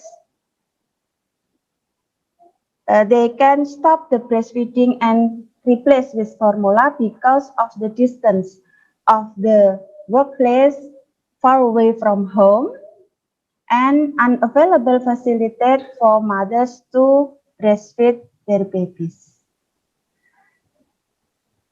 Next slide, please. Okay. Some research results on exclusive breastfeeding among working mothers.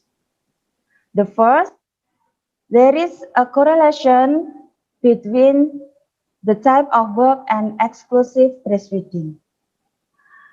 Free work type such as entrepreneurs, farmers, domestic industry employees, more flexible set pump time, so they can pump their breast every 2 until 3 hours or go home breastfeeding the baby directly. Factory employees, office employees, civil servants are more difficult to manage the time of pumping breast milk. They are tied to a tight time in work. This is what causes many mothers to stop exclusive breastfeeding. And the second research, there is a correlation between long working and frequency of breastfeeding. The longer the mother's working time, the longer she leaves the baby. The longer the baby lives, the harder it's for the mother to breastfeed the baby directly. That is the cause of the cessation of breastfeeding. And the third research, there is a correlation between socioeconomic status and exclusive breastfeeding. in low-income groups have greater opportunities for exclusive breastfeeding because expensive formula milk costs most of the family income only for buy milk, so that it does not meet the needs of others compared to mothers with a greater economic wealth. Increased revenue family or socio-economic status, high employment and employment for women, making parents thinking of replacing their breast milk. The next research, there is a correlation between exposure to promotion or advertising of formula milk and exclusive breastfeeding. Formula milk advertising has a strong influence on feeding decision in infants and children. Mothers to give formula milk if they can remember the key message contained in the advertisement. And mothers who also give formula milk to their children are 6.4 times more likely to stop breastfeeding before the baby turns 12 months old. Consumers cannot identify what the difference between infant formula and advanced formula milk. The next research, there is a correlation between family support and exclusive breastfeeding. Family support is urgently needed by the mother in caring for the baby. Backing needed by the mother can be from the husband, parents, siblings, or family others. If the family does not support, can affect the attitude and the maternal behavior. If the family gives support to the mother will be motivated to perform an action because of the belief that it will arouse confidence, passion, and intention mother, so that the mother will have a great desire to get something to be desired as expected. Okay. Challenges of working breastfeeding mothers. The one, inadequate breastfeeding room facilities. For the working breastfeeding mothers, inadequate breastfeeding room facilities can be a big problem, and they will stop their breastfeeding early. There are several requirements that companies must meet when creating nursing rooms in the office. The conditions include nursing room is at least 3x4 square meters, clean and non-slippery floor, has a door whose key is easy to open and close. The atmosphere is quiet and away from the source of noise. The lighting system is adequate, not dimly lit or too clear. There are comfortable tables and chairs for milking or laying babies. Humidity is moderate, which is between 30% until 50%. It has a sink with a smooth water flow system. In addition to the mandatory requirements, the nursing room can also be equipped with several other facilities.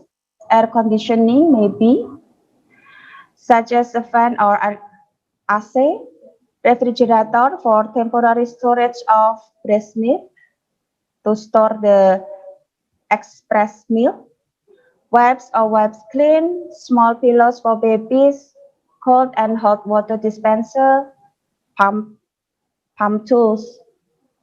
Okay, and the second challenge of the working breastfeeding mother is of environmental support, especially for the social environmental support. During pregnancy and lactation, mothers experience physical and psychological challenge. They need support from their social environment and proper nutrition.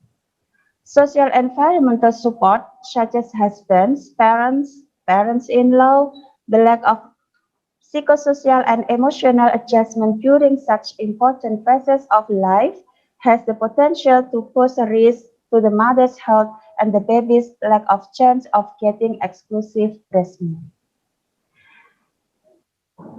And the next challenge is distance from home to work. Distance from home to work. Long distance causes the mothers to leave for work early. The mother is unlikely to be able to breastfeed her baby directly during rest. The mother is unlikely to take her baby to work. The mother is exhausted after work. And there are causes of stopping breastfeeding early for the working mother. And the next challenge is employer support. Lack of support from employers causes mothers to be afraid to breastfeed their babies at work, afraid to pump breast milk.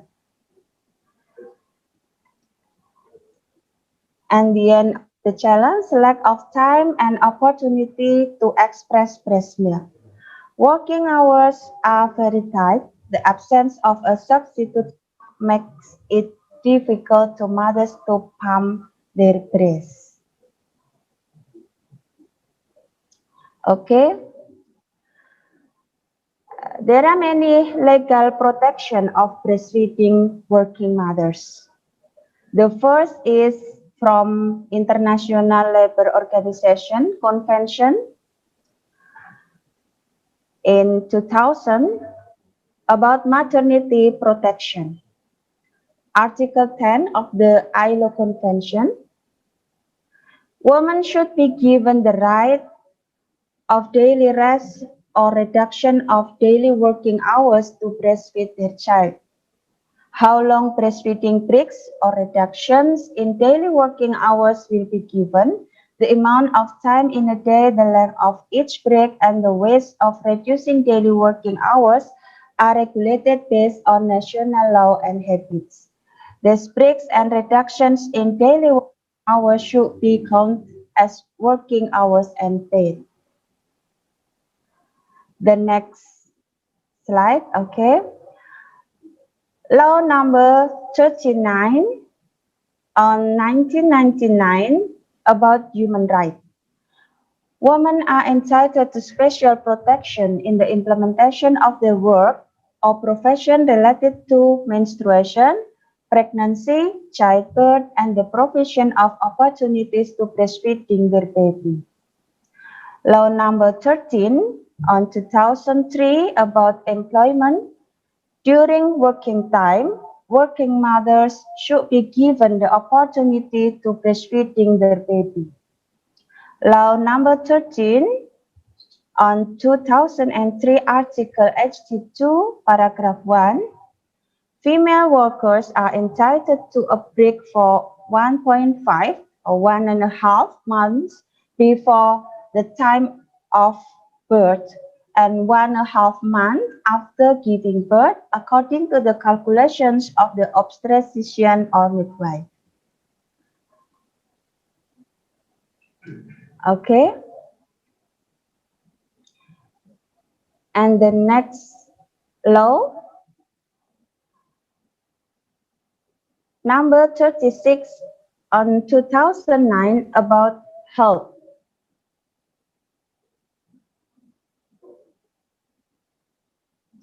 Okay. Article 128, paragraph 2. The local government and the community must fully support the baby's mother with the provision of special time and facilities.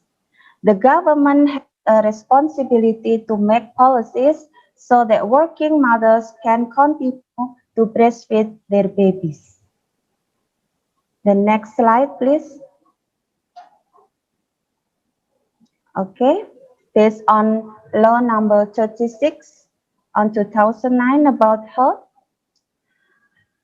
any person who deliberately obstructs the exclusive breastfeeding program shall be sentenced to a maximum imprisonment of 1 year and a maximum fine of 100 million rupiah. Criminal sanction can also be imposed on corporations that hinder the provision of exclusive breastfeeding. The corporation may be sentenced to additional crimes in the form of revocation of business license or revocation of legal entity status. Okay. And protection, the next is Government Regulation number 33 on 2012 about exclusive breastfeeding. Article: every mother who gives birth must give exclusive breastfeeding to the baby if there aren't contraindications. Article number 30, workplace administrators must support the exclusive breastfeeding program. Next slide. Okay. Regulation of the Minister of Health number 15 on 2013 about procedures for facility provision special breastfeeding.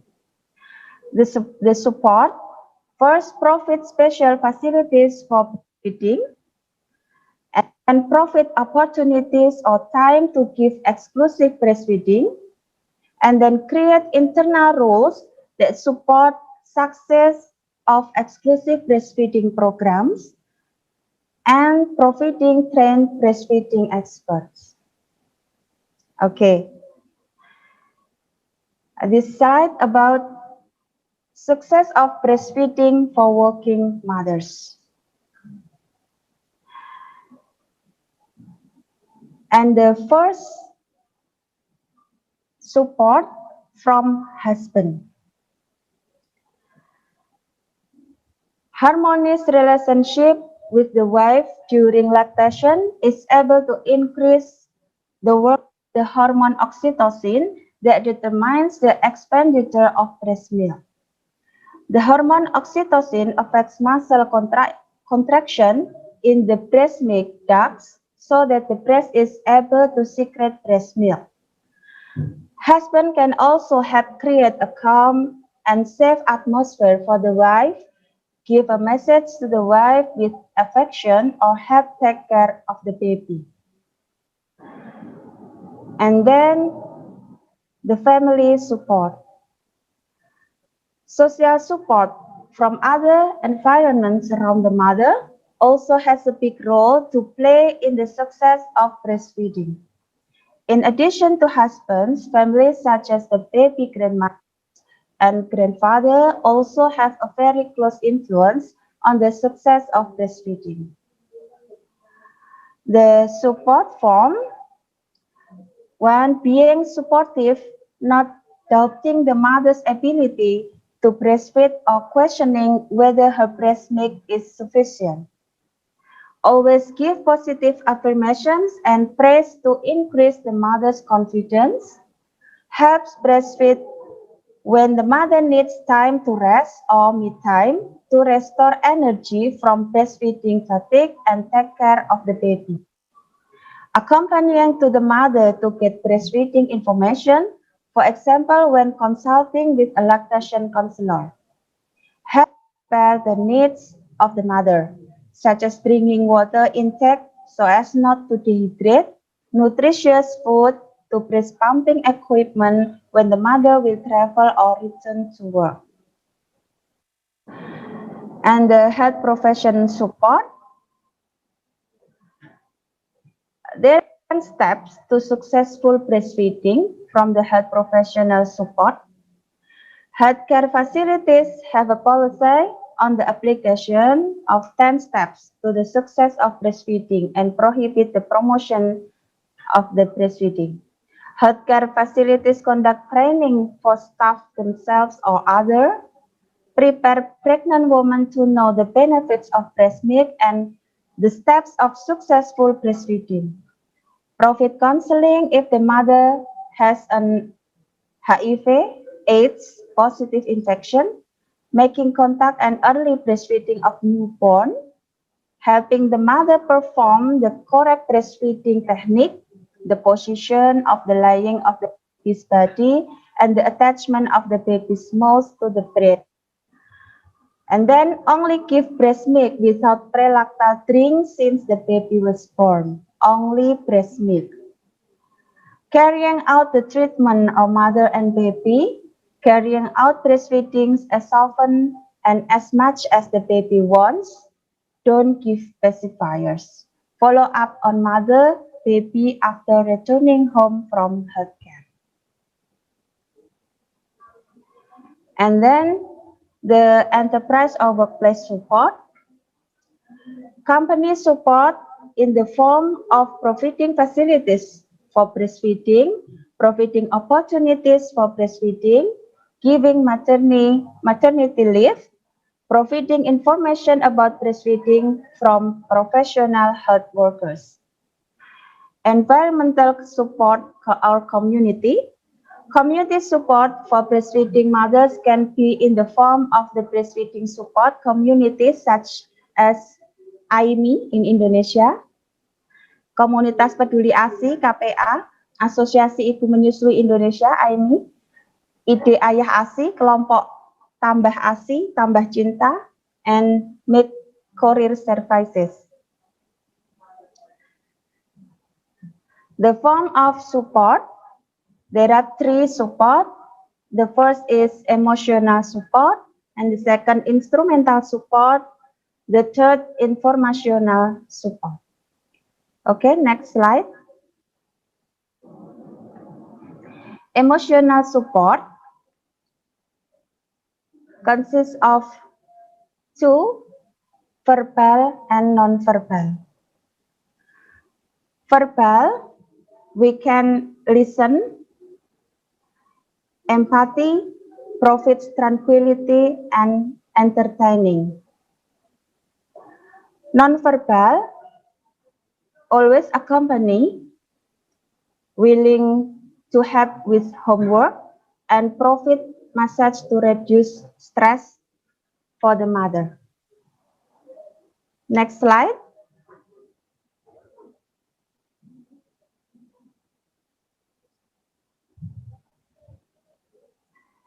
From instrumental support from the family, we can prepare the pumping tools, refrigerator to store the breast milk, sterilizer, bottle or plastic breast milk, breast milk bag, glasses and small spoons to give the breast milk for the baby, and tools to warm breast milk. The next slide.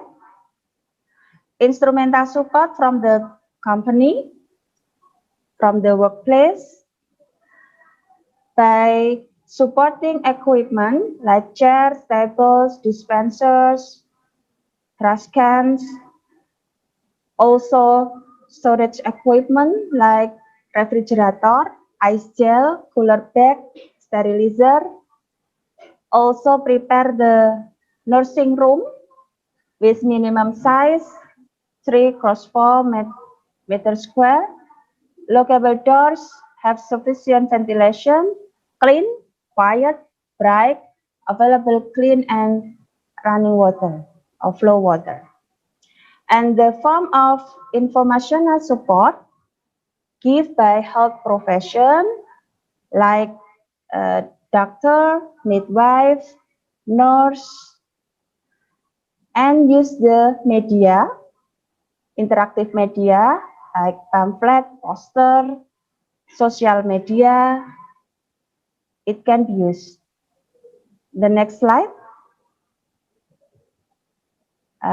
This is the community support for breastfeeding mothers.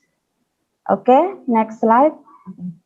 Preparation of working nursing mothers or mothers that breastfeeding their baby and go back to work again. It can be start on the pregnancy period when during pregnancy. The first step is discussions with leaders or employers about breastfeeding plans after childbirth or after giving birth. And then check the presence of supporting facilities at work, sharing with experienced friends, discussion with husband or family about the breastfeeding plans, also set up a tool and setting up baby keepers or baby sitter.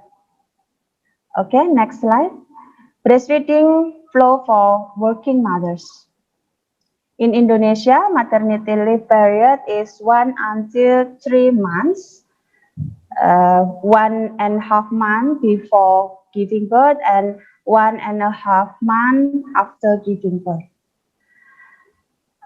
Milking or starting 1 month before go back to work, start to express the breast and store the breast milk in the refrigerator. Prepare the babysitter. The babysitter may be the grandmother or the close family or the other people who can be a babysitter.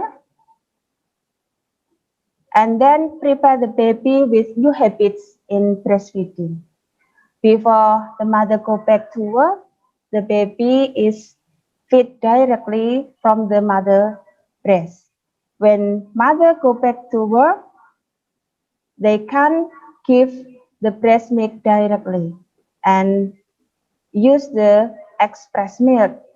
If the baby is not prepared, it make the baby crying a long of day, and the baby sitter will confused, and it can be stopped to consume the express milk. And then for mother, when she back to work, express the breast every 2 until 3 hours in the working time, and then save breast milk during work time, take it home for breast milk savings. And when mother at home, give the breast milk directly to the baby. And also, don't forget to express the breast between the working time and when at home, express the breast when baby was sleeping. Okay, I think it's enough the presentation for me. Thank you. Mr. Shafiq, time is yours. So that's an amazing presentation by Mrs. Ika Tristandi. What an amazing presentation. Okay, to comprehend your understanding about the presentation delivered by Ms. Ika Tristandi, now I will open directly to the discussion session or question and answer session. And I will invite all webinar participants once again to join the question and answer session by writing your questions in our chat room or just raise your hand to ask directly to the speaker, Mrs. Ika Tristandi. Now, please, if you have any questions.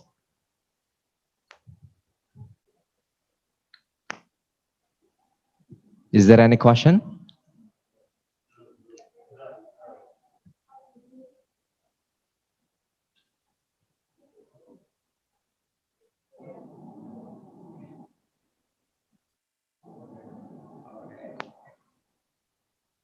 Okay, since we have a first question in the chat room, right?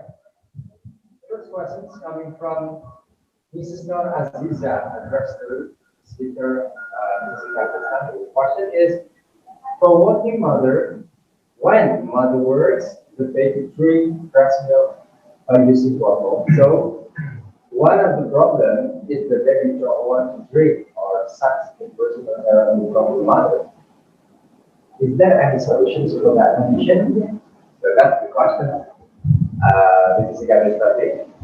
Okay, thank you, Mr. Shafiq. Thank you, Mrs. Nur Aziza. A good question.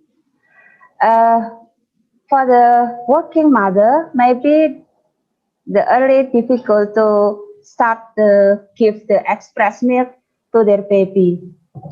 And one important thing is don't use the bottle, because if we use the bottle to give the express milk to our baby, it makes the baby confused. Nipple confusing. It is called nipple confusing. So the baby will confuse between the nipple of the mother and the nipple on the bottle. So the baby will confuse and rejected the nipple of the mother. When the mother go back home and want to give her breast milk or breastfeeding directly to their baby, the baby will refuse or reject because the baby confused if we use the bottle. So I will suggest that we can use the glass or spoon to give our express milk to our baby. Don't use a bottle. Thank you, Mrs. Nur Aziza. All right, then that's a very clear explanation from Mrs. Ikatrustandi. So hopefully to Ms. Nur Aziza, it really answered your questions. And now we are moving to the second questions, if any. Someone raising hand? No? No more questions? Okay, so Mrs. Ikatrustandi, it seems there's no more questions for the wonderful presentations. Yeah, I believe the last presentation is really, really amazing. So that the webinar participant is really having clear understanding about the presentation itself.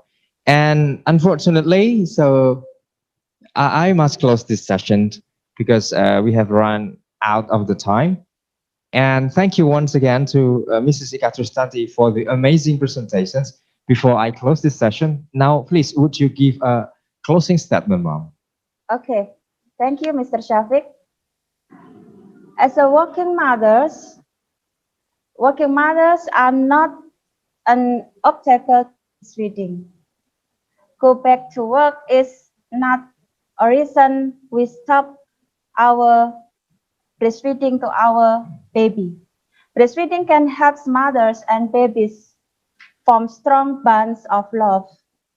Good maternal knowledge about milk and work, good maternal preparation before and during work, knowledge about express the breast, storage and administration, family support, employer support have a great impact on the success of nursing mothers or give breast milk to our baby. Okay, I think it's enough. And to Mr. Shafiq, thank you very much. Time is yours. Okay, so that's the amazing closings. Yeah, with the end of the closings from Mrs. Ikatrustandi. So this is also ending for the last session. And I'd like to say once again, thank you very much and give a virtual applause to Mrs. Ikatrustandi once again. So yeah, that's very amazing. And also I'd like to say thank you to the all webinar participants to stay joining in this webinar series. So finally, we are now in the peak of the webinar today. Before I close this session, so I'd like to remind you, we still have one more series. The fourth webinar series will be conducted in the next few weeks, maybe. So just stay in our webinar series. And so finally, I must close this session. That's all the webinar, international webinar midwifery today. So hopefully it really beneficial for us. And my name is Shafiq. So I am serving as the moderator today. So that's all the webinar for today. I think it's enough. Assalamualaikum warahmatullahi wabarakatuh. Waalaikumsalam warahmatullahi wabarakatuh.